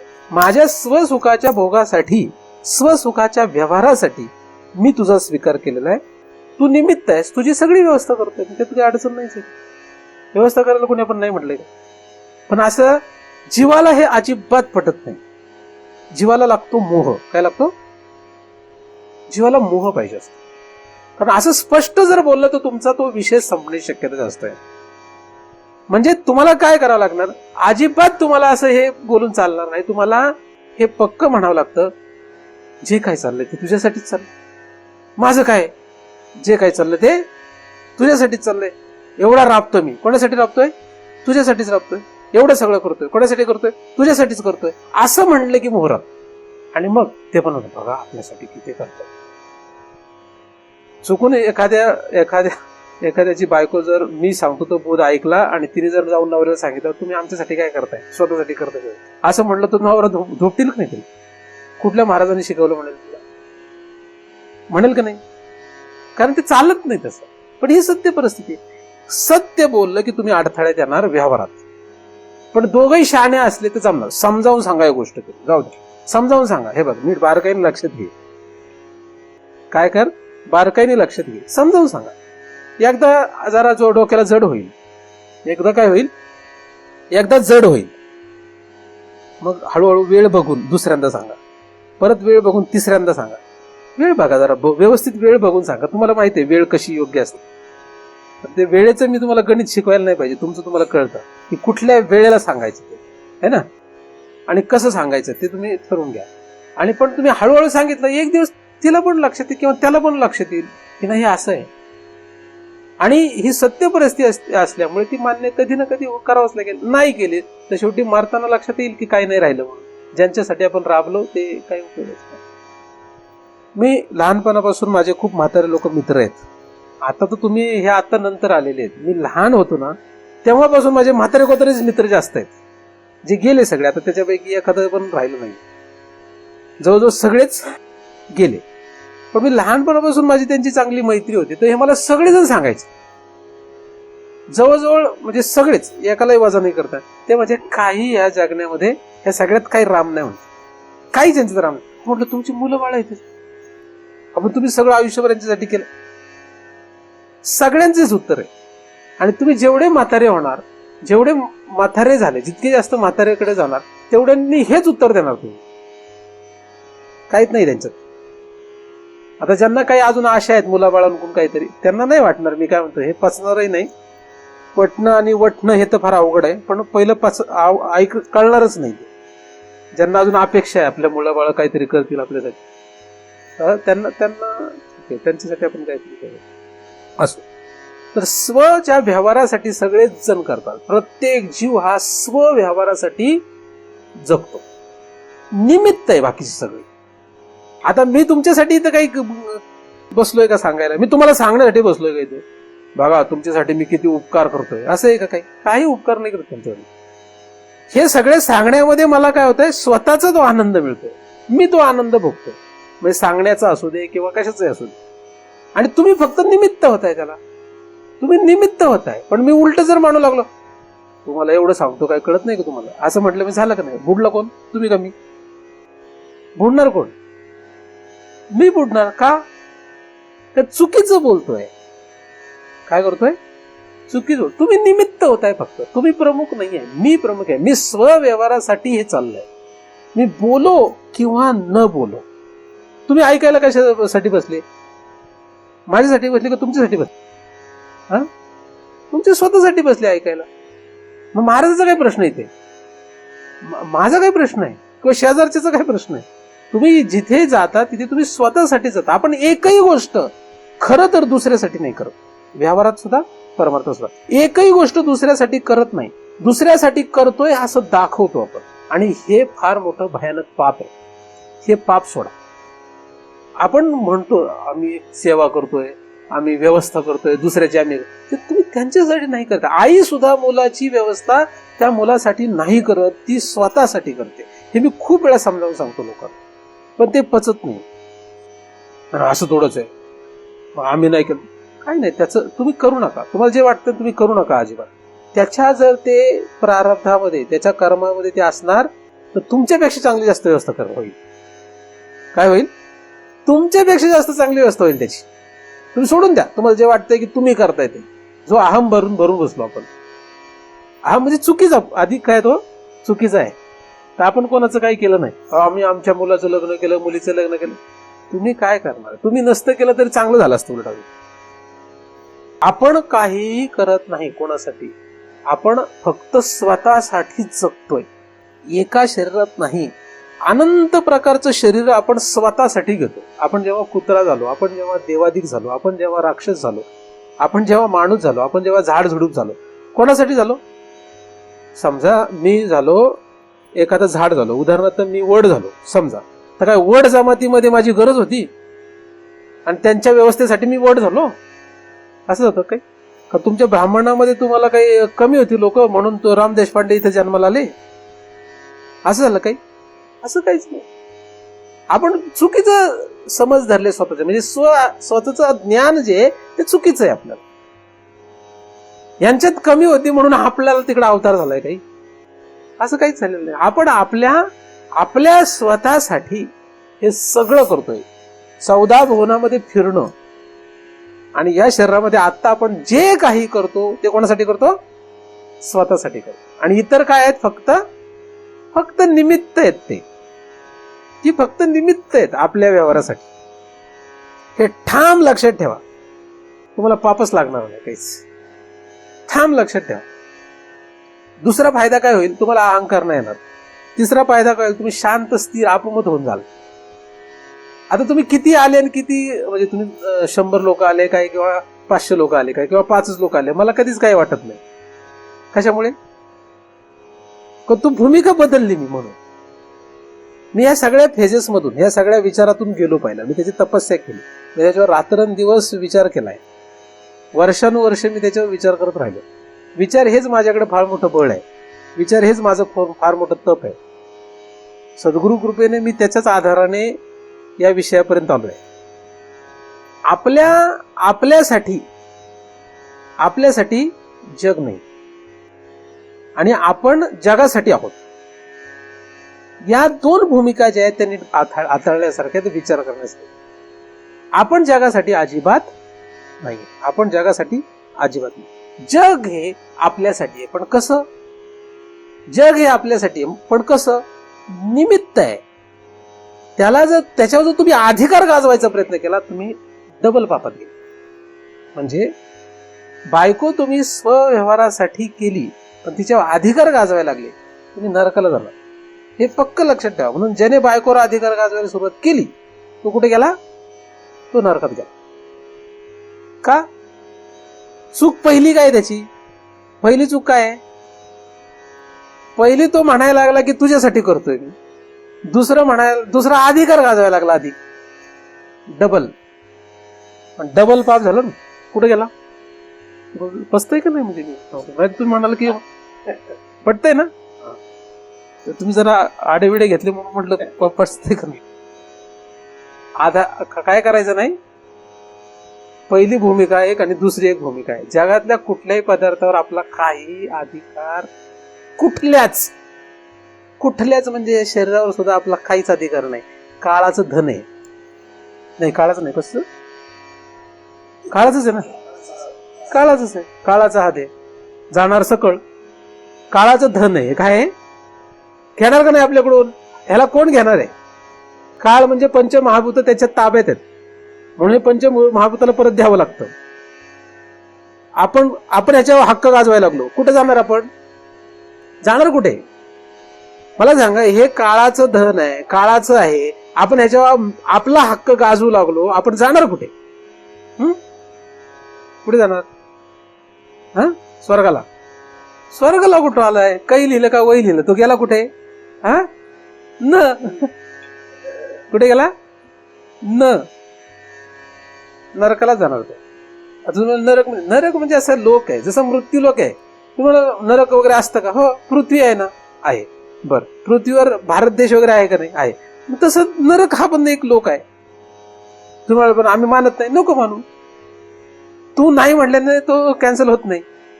तू अमेरिका मानतो का? हो, मानतो. कधी गेलायस का? नाही.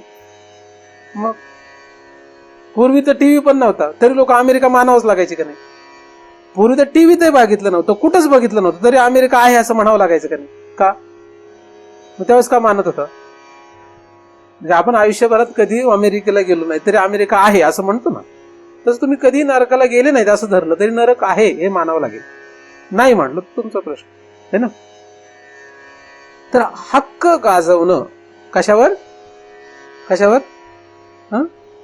हक्क गाजवणे? जगातल्या कशावरही हक्क गाजवणं हे काय? हे काय? पाप आहे. आपलं तर नाव सातबारा आहे. आपलं नाव काय? आपलं नाव काय आहे? सांगा की तुम्ही, घाबरायचं काय? मग आपल्याला कुठे जायला लागणार आहे? ज्यांचं नाव सातबाऱ्यात आहे त्यांचा प्रवास ठरलेला आहे. तुम्ही काढून घ्या लवकरात लवकर नाव. गमतीने तुम्ही घेऊ नका. तुम्हाला हे मी हसत मी, काही हरकत नाही, पण तुम्हाला प्रवास तुमचा पक्का ठरलेला आहे. कुठे? हे काय माळ घातली म्हणून काही स्वर्गाला जात नाही बरं का, हे लक्षात घ्या. माळ घातली म्हणून कोणी स्वर्गाला जात नाही. म्हणून स्त्रियांनी धन्य माना स्वतःला तुमचं सातबाऱ्यात नाव नाही आहे का कोणाचं?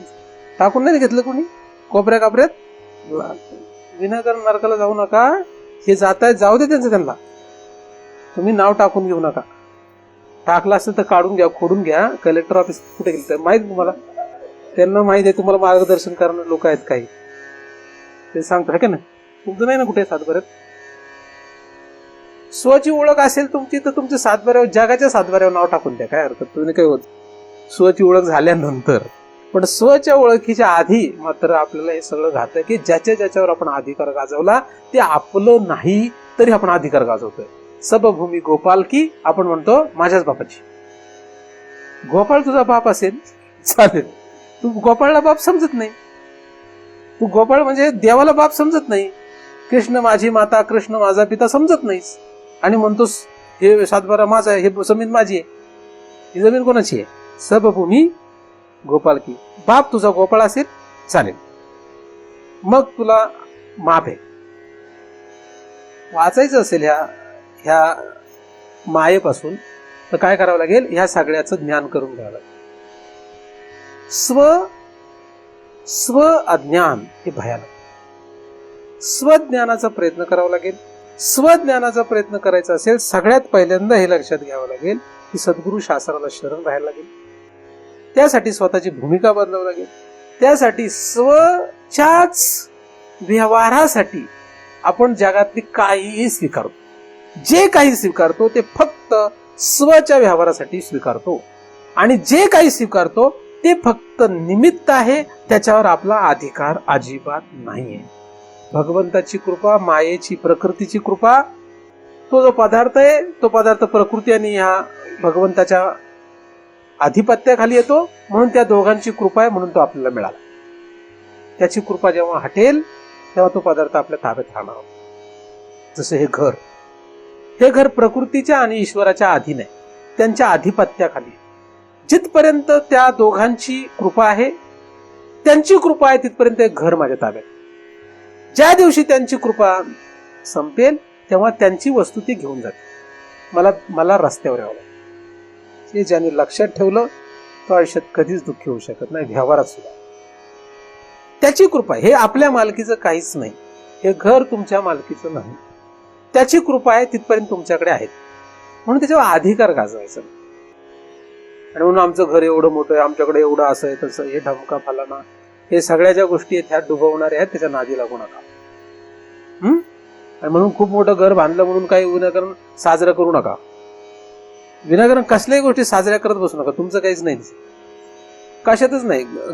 घरावर आपला अधिकार नाही, बायकोवर, नवऱ्यावर नुसतं हो घाबरतात म्हणजे त्यांना, कारण हे आपल्याला महाराज हो म्हटलं तर गडबड होणार. आहे का अधिकार? नाहीये. काय बायकोवर अधिकार आहे का नाही? हो का नाही? काहीच म्हणत. घरावर म्हटलं तरी बोले ना, बायकोवर म्हटलं तरी बोले ना, नवऱ्यावर म्हटलं तरी बोले ना, अधिकार नाही आपला काहीच. मग आता आहे आपल्या सोबत, तर घर सुद्धा, बायको सुद्धा, नवरा सुद्धा आपल्या सोबत आहे, तर मग काय कशामुळे आहे? प्रकृती आणि पुरुष म्हणजे देव आणि देवी, त्या दोघांची कृपा म्हणून चाललंय. त्यांची कृपा संपली की बायको, नवरा, घर, मुलं बाळ, गोतावळा सगळं त्याच्या कृपेने आला, त्याच्या कृपेने जाईल. आपला त्याचा काही संबंध नाही. त्यामुळे गेला तर दुःख करायचं नाही, गेली तर दुःख करायचं नाही. दुःख केलं की समजायचं तुम्ही अधिकार गाजून. जे आपलं नाही ते आपल्या ताब्यात आलं, त्याच्यात काय एवढं कौतुक करावं. रस्त्याने चाललोय आपण आणि तिथे आपल्याला ऊन लागलं म्हणून आपण एका झाडाखाली बसलो. ते झाड आपलं आहे का? झाड आपलं आहे का?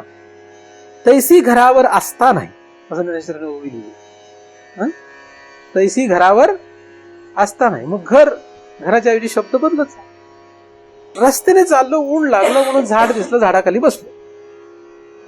या संसार चक्रामध्ये 14 भुवनामध्ये फिरत असताना मनुष्य देहात आलो. या देहामध्ये स्त्री किंवा नवरा म्हणजे पुरुष, नवरा किंवा बायको म्हणून भेटले, त्यांच्या सोबत राहिलं. पुढे निघा, प्रवास तुमचा. तुम्हाला यांच्यात जसं प्रवास संपला ते पुढे निघाले. झाड घेऊन जाणार का सोबत? आणि झाडाच्या मोहात राहिले तर पुढे जाता येईल का? जाता येईल का नाही? जाता येणार नाही. बरं, आपला प्रवास संपणारच आहे, मग कुठली झाडं घेऊन जातील सोबत? कुठली झाडं सोबत घेऊन जाणार आहे? एक तरी झाड घेऊन जाईल का सोबत? आपण किती आपल्याला मोह असला झाडांमध्ये, झाडं काढतात का नाही? हो का नाही? झाडं काढ झालं का नाही? जागरण कोण? मग झाडं म्हणजे जागरण गोंधळ ज्यांचं झालं त्यांना झाडं माहिती. जागरण गोंधळ केलं असलं की झाडं माहिती. ही झाडांच्या मोहात पडू नका. झाडाचा हाल करायचं. हक्क गाजवला की झाडाचा हाल झालं. तुम्ही हक्क गाजवायला लागले की त्याचे हाल झाले. मी तुमच्या हक्क गाजवला की तुमचे हाल होणार. आणि एक लक्षात घ्या की साधारणपणे जगात कोणालाही आपल्यावर अधिकार गाजवलेला आवडत नाही. इतकं साधारण गणित आहे. जगामध्ये कोणालाच दुसऱ्याने आपल्यावर अधिकार गाजवलेला आवडत नाही, कधीच आवडत नाही. तिथपर्यंतच आवडतो जिथपर्यंत आपण त्याच्या मोहात असतो. ते पण पुढची गोष्ट, कुठपर्यंत आवडतो कुठपर्यंत? जिथपर्यंत आपण त्याच्या मोहात आहे. मोह संपला की अधिकार अजिबात आवडत नाही. तुम्ही माझ्या मोहात असले तर मी तुमच्यावर किती अधिकार गाजवला तुम्हाला काहीच नाही वाटायचं. ज्या क्षणाला माझा मोह तुमचा संपला, त्यानंतर मी जर तुम्हाला एक जरी वाक्य सांगितलं अधिकारानुरूप, अधिकार गाजवायचा प्रयत्न केला, महाराज तुमचं तुम्ही बघा, असंच होणार आहे. आणि याचं उदाहरण महाराजांपेक्षा घरात चांगलं येतं. नवीन नवरी असली, काही दिवस ती बरोबर अधिकारात राहते. तो सांगतो असं कर, तसं कर, छान, हे कर, ते हा असं केलं, ऐकू. 1 वर्ष झालं, 2 वर्ष झालं. मग त्याच्यानंतर याने जर म्हणलं छान, उठायचं. जर जास्त शहाणपण दाखवायचं असेल तर पेटवायचा गॅस, स्वतः करायचा आणि प्यायचा. तुमचं शहाणपण बाहेर. असं बायको सांगते. काही तोंडाने सांगतात, काही फक्त मनातल्या मनात सांगतात का नाही? मनातल्या मनात खरं सांगतात. तोंडाने नाही बोलू शकत काही लोक मनातल्या मनात नक्की बोलतात हे. मग ते चहात ते उतरतं सत्व. चहा बनवताना ती शिव्या देते. पहिले 1 वर्ष ठीक असतं, त्याच्यानंतर अधिकार विनाकारण गाजू नका. मोह संपत जातो. 1-2 वर्षाने मोह संपला असतो. लेकरं झाली की मोह संपला, हे तुम्ही लक्षात घ्या. मोह लेकरात जातो. त्यानंतर ती बायको शिव्याच देते नवऱ्याला. तुम्हाला प्रत्यक्षात जर खाल्ल्या नसतील तर मनातल्या मनात त्यांनी 100% दिलेलं आहे, तुम्ही पक्क लक्षात घ्या. आणि तुम्ही म्हणजे मी म्हणतोय म्हणून खरं मानू नका. तुम्ही पाहिजे तर प्रत्यक्षात त्यांच्या मनात उतरून बघा. उलट पण आहे बरं, इकडून तिकडं पण, तिकडून इकडं पण. नाही तर तुम्ही यांनीच फक्त हे पण देतात शिवाय. तर अधिकार सांगण्याचा मुद्दा काय? अधिकार गाजवायचा नाही. जगात कुठल्याही गोष्टीवर अधिकार गाजवायचा नाही. आणि जगातली प्रत्येक गोष्ट फक्त आपल्याला निमित्त म्हणून आपण आपल्या स्वतःसाठी स्वीकारलेली आहे, काही असो. आणि ही प्रत्येक गोष्ट जी स्वीकारली ती गोष्ट कोणाच्या मालकीची आहे? प्रकृती आणि पुरुष म्हणजे देव, ईश्वराच्या आणि प्रकृतीच्या मालकीची आहे. म्हणून आता हे धोतर आणि उपरण मला जे मिळालं हे कोणाच्या मालकीचं आहे? हे त्याच्या मालकी. जिथपर्यंत त्याची कृपा आहे मिळालं मला. ज्या दिवशी नाही मिळणार, ठीक आहे की नाही, त्याच्या कृपेने मिळालं मला. तुम्हाला एकही गोष्ट आपण जेवढी स्वीकारली ही सगळी त्याच्या कृपेने मिळते, तिच्या आणि त्याच्या कृपेने मिळते. मग तुम्ही म्हणाल मग आपलं काय? आपलं काहीच नाही. आपण फकीर आहोत. हे ज्याला कळलं तो ज्ञानी होईल. ज्याला कळलं मी कोण आहे, फकीर आहे. मी कोण आहे?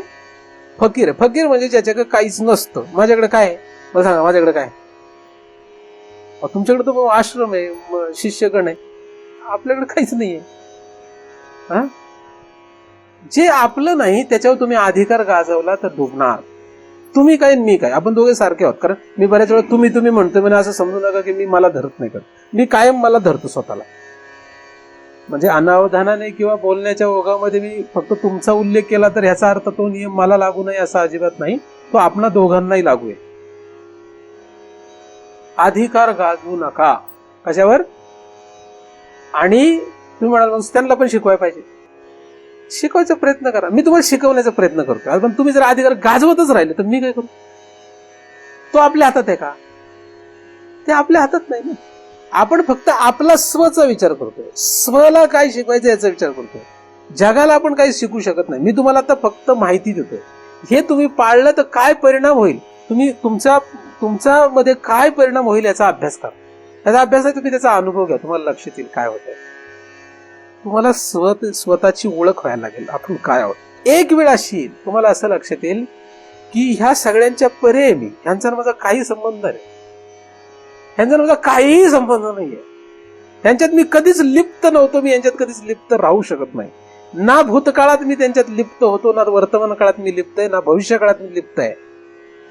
मला हे लक्षात आल्यामुळे काय लक्षात आलं, मी कोणातच लिप्त नाहीये. अनंत जन्मामध्ये अनंत प्रकारची मी जी शरीर धारण केली त्या शरीराचा मला काही संबंध नाही. ते प्रकृतीचे होते. माझा त्याचा काही संबंध नाही. निमित्त म्हणून मी त्याचा स्वीकार केला. निमित्त कारणाने मला काही फरक पडत नाही. हे शर्ट घातल्यामुळे माझ्या या शरीरावर काही बदल होत नाही. तसं या सर्व निमित्त कारणांचा मी अनंत वेळा अनंत जन्मामध्ये स्वीकार करून सुद्धा मी त्याच्यात कधी डुबलेलो नाही. अंतःकरण हे मायेचं आहे, अंतःकरण हे प्रकृतीचं आहे. शरीर हे प्रकृतीचं, ह्याच्या बाहेरचं सर्व प्रकृतीचं आहे.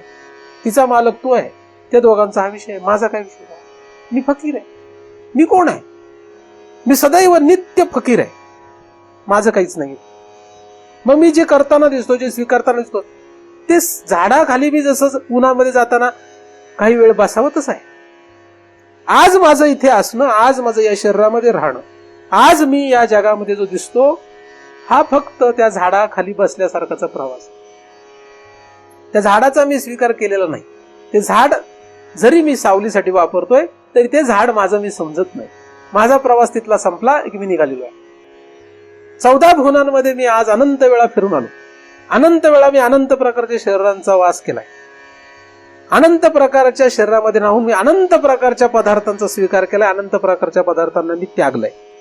आणि या सगळ्या प्रक्रियेमध्ये मी सतत नित्य फकीर आहे. मी कोण आहे? मी नित्य फकीर आहे. कारण यांचा माझा काही संबंध नाही. उपादान नाही आहे माझे. मी स्वतःच स्वतःचा उपादान आहे. हे सगळे निमित्त आहे. मी कोण आहे? मी नित्य फकीर आहे. जेव्हा तुम्ही या दिशेने प्रवास कराल तेव्हा काय झालं? तेव्हा तुम्हाला तुमची ओळख व्हायला लागली.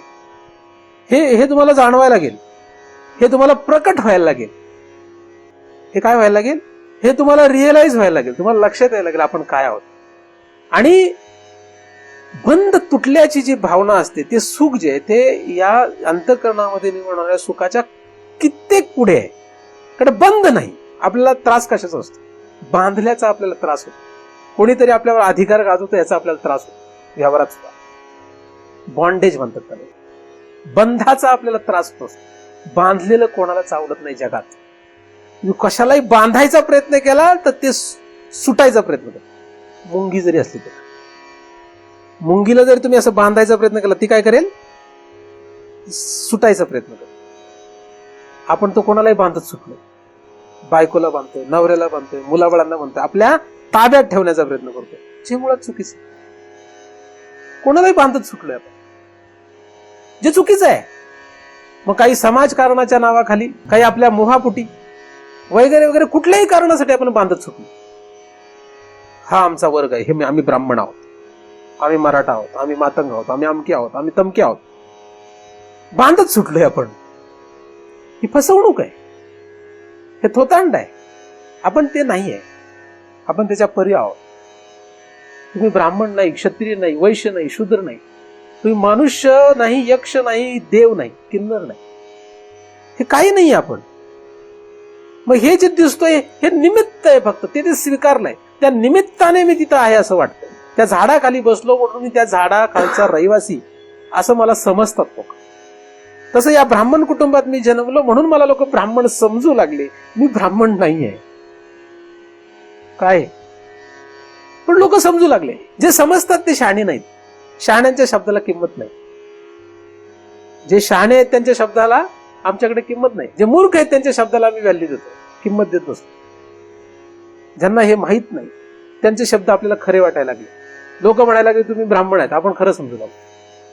आपली स्वतःची अनोळख आपण दृढ करत चाललो. स्वतःची अनोळख बंद करा. स्वतःची अनोळख जर आपल्याला संपवायची असेल तर आपल्याला स्वतःची ओळख करून घ्यावी लागेल. स्वतःची ओळख करून घ्यायची असेल तर तुम्हाला चुकीच्या गोष्टी बंद कराव्या लागतील. तर नियम तुम्हाला काय पाळायचे?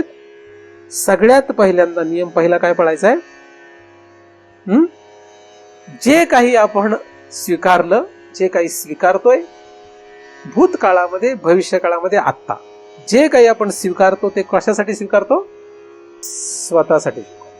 जे काही आहे ते कशासाठी आहे? स्वतःसाठी. हे पहिल्यांदा स्वतःला 100% मान्य व्हायला पाहिजे. दुसरी गोष्ट, जे काही स्वीकारलं ते काय आहे? फक्त निमित्त आहे. निमित्त बदलू शकतं. निमित्त कारणामध्ये काय होत असतं? निमित्त कारण बदल, उपादान बदलत नाही. आपण बदललो नाही, निमित्त कारण बदललं. म्हणून एक बायको मिली तर दुसरी केली. काय झालं? उपादान तेच आहे, निमित्त बदललं. निमित्त बदलतं, ठीक आहे. म्हणून निमित्त जे आहे ते बदलत राहील, त्याचा काही संबंध नाही. जरी ते निमित्त बदललं नाही, बदलो का न बदलो, ते निमित्त कोणाचं आहे? कोणाच्या मालकीचं आहे? ईश्वर किंवा प्रकृती, त्यांच्या मालकीचं आहे. म्हणून आपल्याला त्याच्यावर अधिकार गाजवण्याचा अधिकार अजिबात नाही. या दोन गोष्टी तुम्ही पाळल्या, तुमच्यामध्ये पाप तुम्हाला लागणार नाही, कधीच नाही. पाप तुम्हाला स्पर्श करू शकत नाही. आपल्याला पापाचा स्पर्श कशामुळे? आपण अधिकार गाजवतो म्हणून पापाचा स्पर्श. कशामुळे लागला आपल्याला पापाचा स्पर्श? पण आपलं नाही ना ते. जे दुसऱ्याचं आहे ते आपल्या नावावर केलं तर आपल्याला पाप लागेल का पुण्य होईल? पाप होईल का पुण्य होईल? दुसऱ्याचं आपल्या नावावर जर आपण मांडायला लागलो तर पाप आहे का पुण्य? व्यवहारात सांगा. साधारण पाप आहे. म्हणून जे दुसऱ्याचं आहे ते आपलं म्हणायचं. शरीर सुद्धा आपलं शरीर नाही म्हणजे याच्या बाहेरचं काही नाही. म्हणून चाललंय, घ्या, वापरा आणि त्याची कृपा समजा. स्वैर होऊ नका. स्वैर म्हणजे काय? दुसऱ्याची गाडी मिळाली, गाडी घेऊन गेला, आता वापर, रगड कशी पण. असे काही मानसिकतेची लोक असतात. पूर्वी मी असं पाहिलं, दुसऱ्याची गाडी मग कशी रगडतो, कशी खड्ड्यात घाल, कुठेही घाल, कशी घाल. म्हणलं काय रे, आपली ती गाडी बस. बरोबर आहे बाबा. ही जी भावना आहे ही विचित्र भावना आहे. दुसऱ्याची वस्तू आहे ना, नीट वापरा. बायको कोणाची वस्तू आहे? हा, दुसऱ्याची कोणाची? बायको कोणाची आहे? देवाची. कोणाची आहे? बायकोचा मालक कोण आहे? देव. मग उलट नवरा कोणाचा आहे? बायको देवाची आहे. हा, मग कशी वापरायला पाहिजे? नीट वापरायला. किती वापरायला पाहिजे? तशीच वापरायला पाहिजे. ती नीट नसेल वापरत तर, ती नसेल नीट काय करत, तिला सांगून द्यायचं, बाबा हे बघ, तू त्याची आहेस. कोणाची? तुझा मालक कोण आहे? प्रकृती, ईश्वर तुझा मालक आहे. त्यामुळे तू त्याच्यासारखं नीट सांभाळून राहा. मी तुला मदत करतो, पण मी तुझ्यावर अधिकार गाजू शकत नाही, है ना? मी तुझ्यावर अधिकार गाजू शकत नाही, कारण तू कोणाची आहेस? त्याची आहेस, है ना? ही भावना तुम्ही ठेवली. बायको एक उदाहरण आहे. जगातल्या कुठल्याही परिस्थितीत, पैसा असो, घर असो, बायको असो, नवरा असो, मुलं बाळा असो, काही असो, या सगळ्यांवर अशी तुम्ही भावना ठेवली की तुमचं भलं होणार. आपोआपच सगळं बदलायला लागेल. तुमच्या ताब्यात राहील का नाही राहील हे काही तुमच्या हातात आहे का? आपल्या हातात नाही. हे काय आपल्या ताब्यात राहील का नाही राहणार हे आपल्या हातात नाही. म्हणून ही जी सत्य आहे ते स्वीकारायचा प्रयत्न करा. नाही स्वीकारलं तर तुम्हाला समाजात जागा आहे, संसारात जागा आहे. स्वीकारलं तर तुम्हाला देवाकडे जागा आहे. कुठे जायचं हा आपला विषय. कटांगळ्या खायच्या का तरुण जायचं? तरुण जाणारा पण तरतो. म्हणजे घाटांगळ्या खाणं आणि होडीने मस्त प्रवास करणं काय चांगलं आहे? होडीने जो मस्त प्रवास करतो त्याला म्हणतात तरुण जाणे. तरुण जाणे म्हणजे काय? तरुण जाणे म्हणजे नावेत बसायचं आणि मस्त जायचं. आणि घाटांगळ्या खाणे म्हणजे डुबणं तिथं पाण्यात. संसार हा तरुण जाण्यासाठी असतो. संसार कायसाठी आहे? तरुण जा. संसारात तरुण जा म्हणजे काय करा?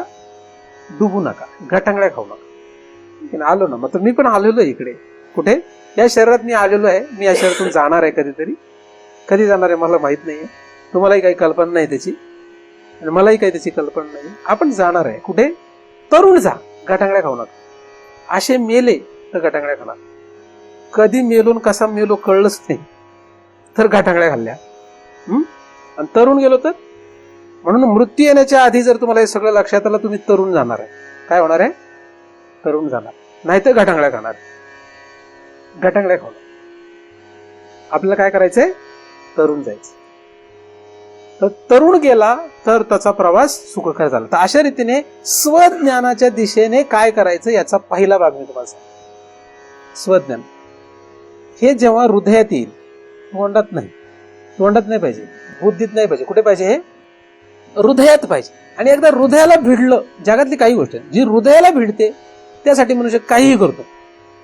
जी गोष्ट हृदयाला लागते ना त्यासाठी मनुष्य काहीही करतो. पराकोटीचा प्रयत्न करू शकतो तो, आणि काहीही करू शकतो. काहीही म्हणजे काही, जे हृदयाला भिडते. जिथपर्यंत मी जे बोलतोय तुमच्या हृदयाला भिडणार नाही तिथपर्यंत तुम्ही काहीही करू शकत नाही. ज्या दिवशी भिडेल त्या दिवशी तुम्ही काहीही करू शकत नाही. आणि मी तुम्हाला काहीही चुकीचं सांगत नाही असं मी म्हणतोय. तर तुमचा विषय, तुम्हाला त्याच्यातलं कसं तथ्य ओळखावं किंवा तथ्य नाही हे ओळखावं. तर तुमचा सर्वांचा प्रवास या दिशेने म्हणजे स्व ओळखीच्या दिशेने होणं गरजेचं आहे. त्यासाठी तो परमदयाळू भगवंत तुम्हा सर्वांवर कृपा करोत अशी त्याच्या चरणी प्रार्थना करतो. त्याच्या कृपेनेच निर्माण झालेलं चिंतन त्याच्याच चरणी अर्पण करून इथेच पूर्णविराम.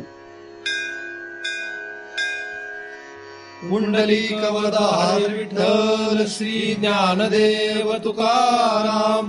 पंढरीनाथ भगवान की जय. माऊली ज्ञानेश्वर महाराज की जय. जगद्गुरु तुकाराम महाराज की जय. सद्गुरुनाथ भगवान की जय. हरि ओम तत्सत.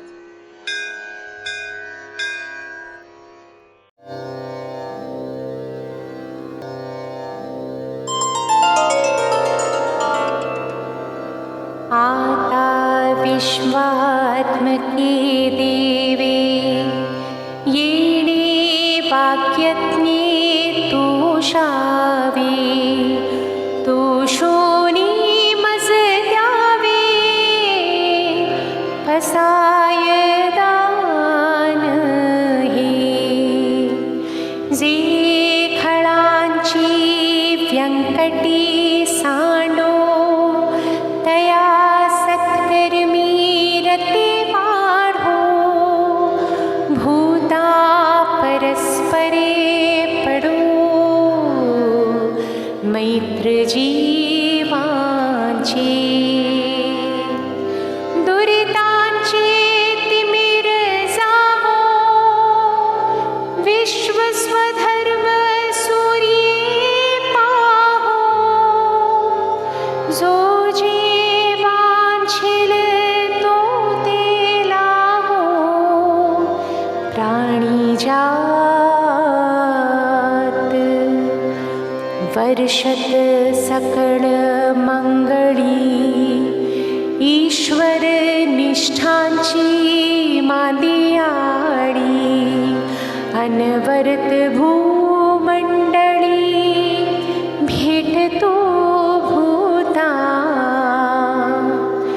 चला कल्पतरूंचे आरव चेतना चिंतामणीचे गाव बोलते जे अर्णव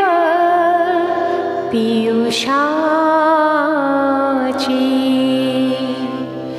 चंद्रवीजे अलांछन मार्तंड जे तापहीन ते सर्वाही सदा सज्जन सूयरे होतु किंबहुना सर्वसुखी पूर्ण होनी तिहि लोकी भजी जो आदि पुरुखी अखंडित आणि ग्रंथोपजीवी विशेषी लोकी दृष्टा दृष्ट विजये हुआ विजी येथ मणी श्री विश्वेश्वरावो हा होईल दान पसावो येणे वरे ज्ञान देवो सुखिया जाला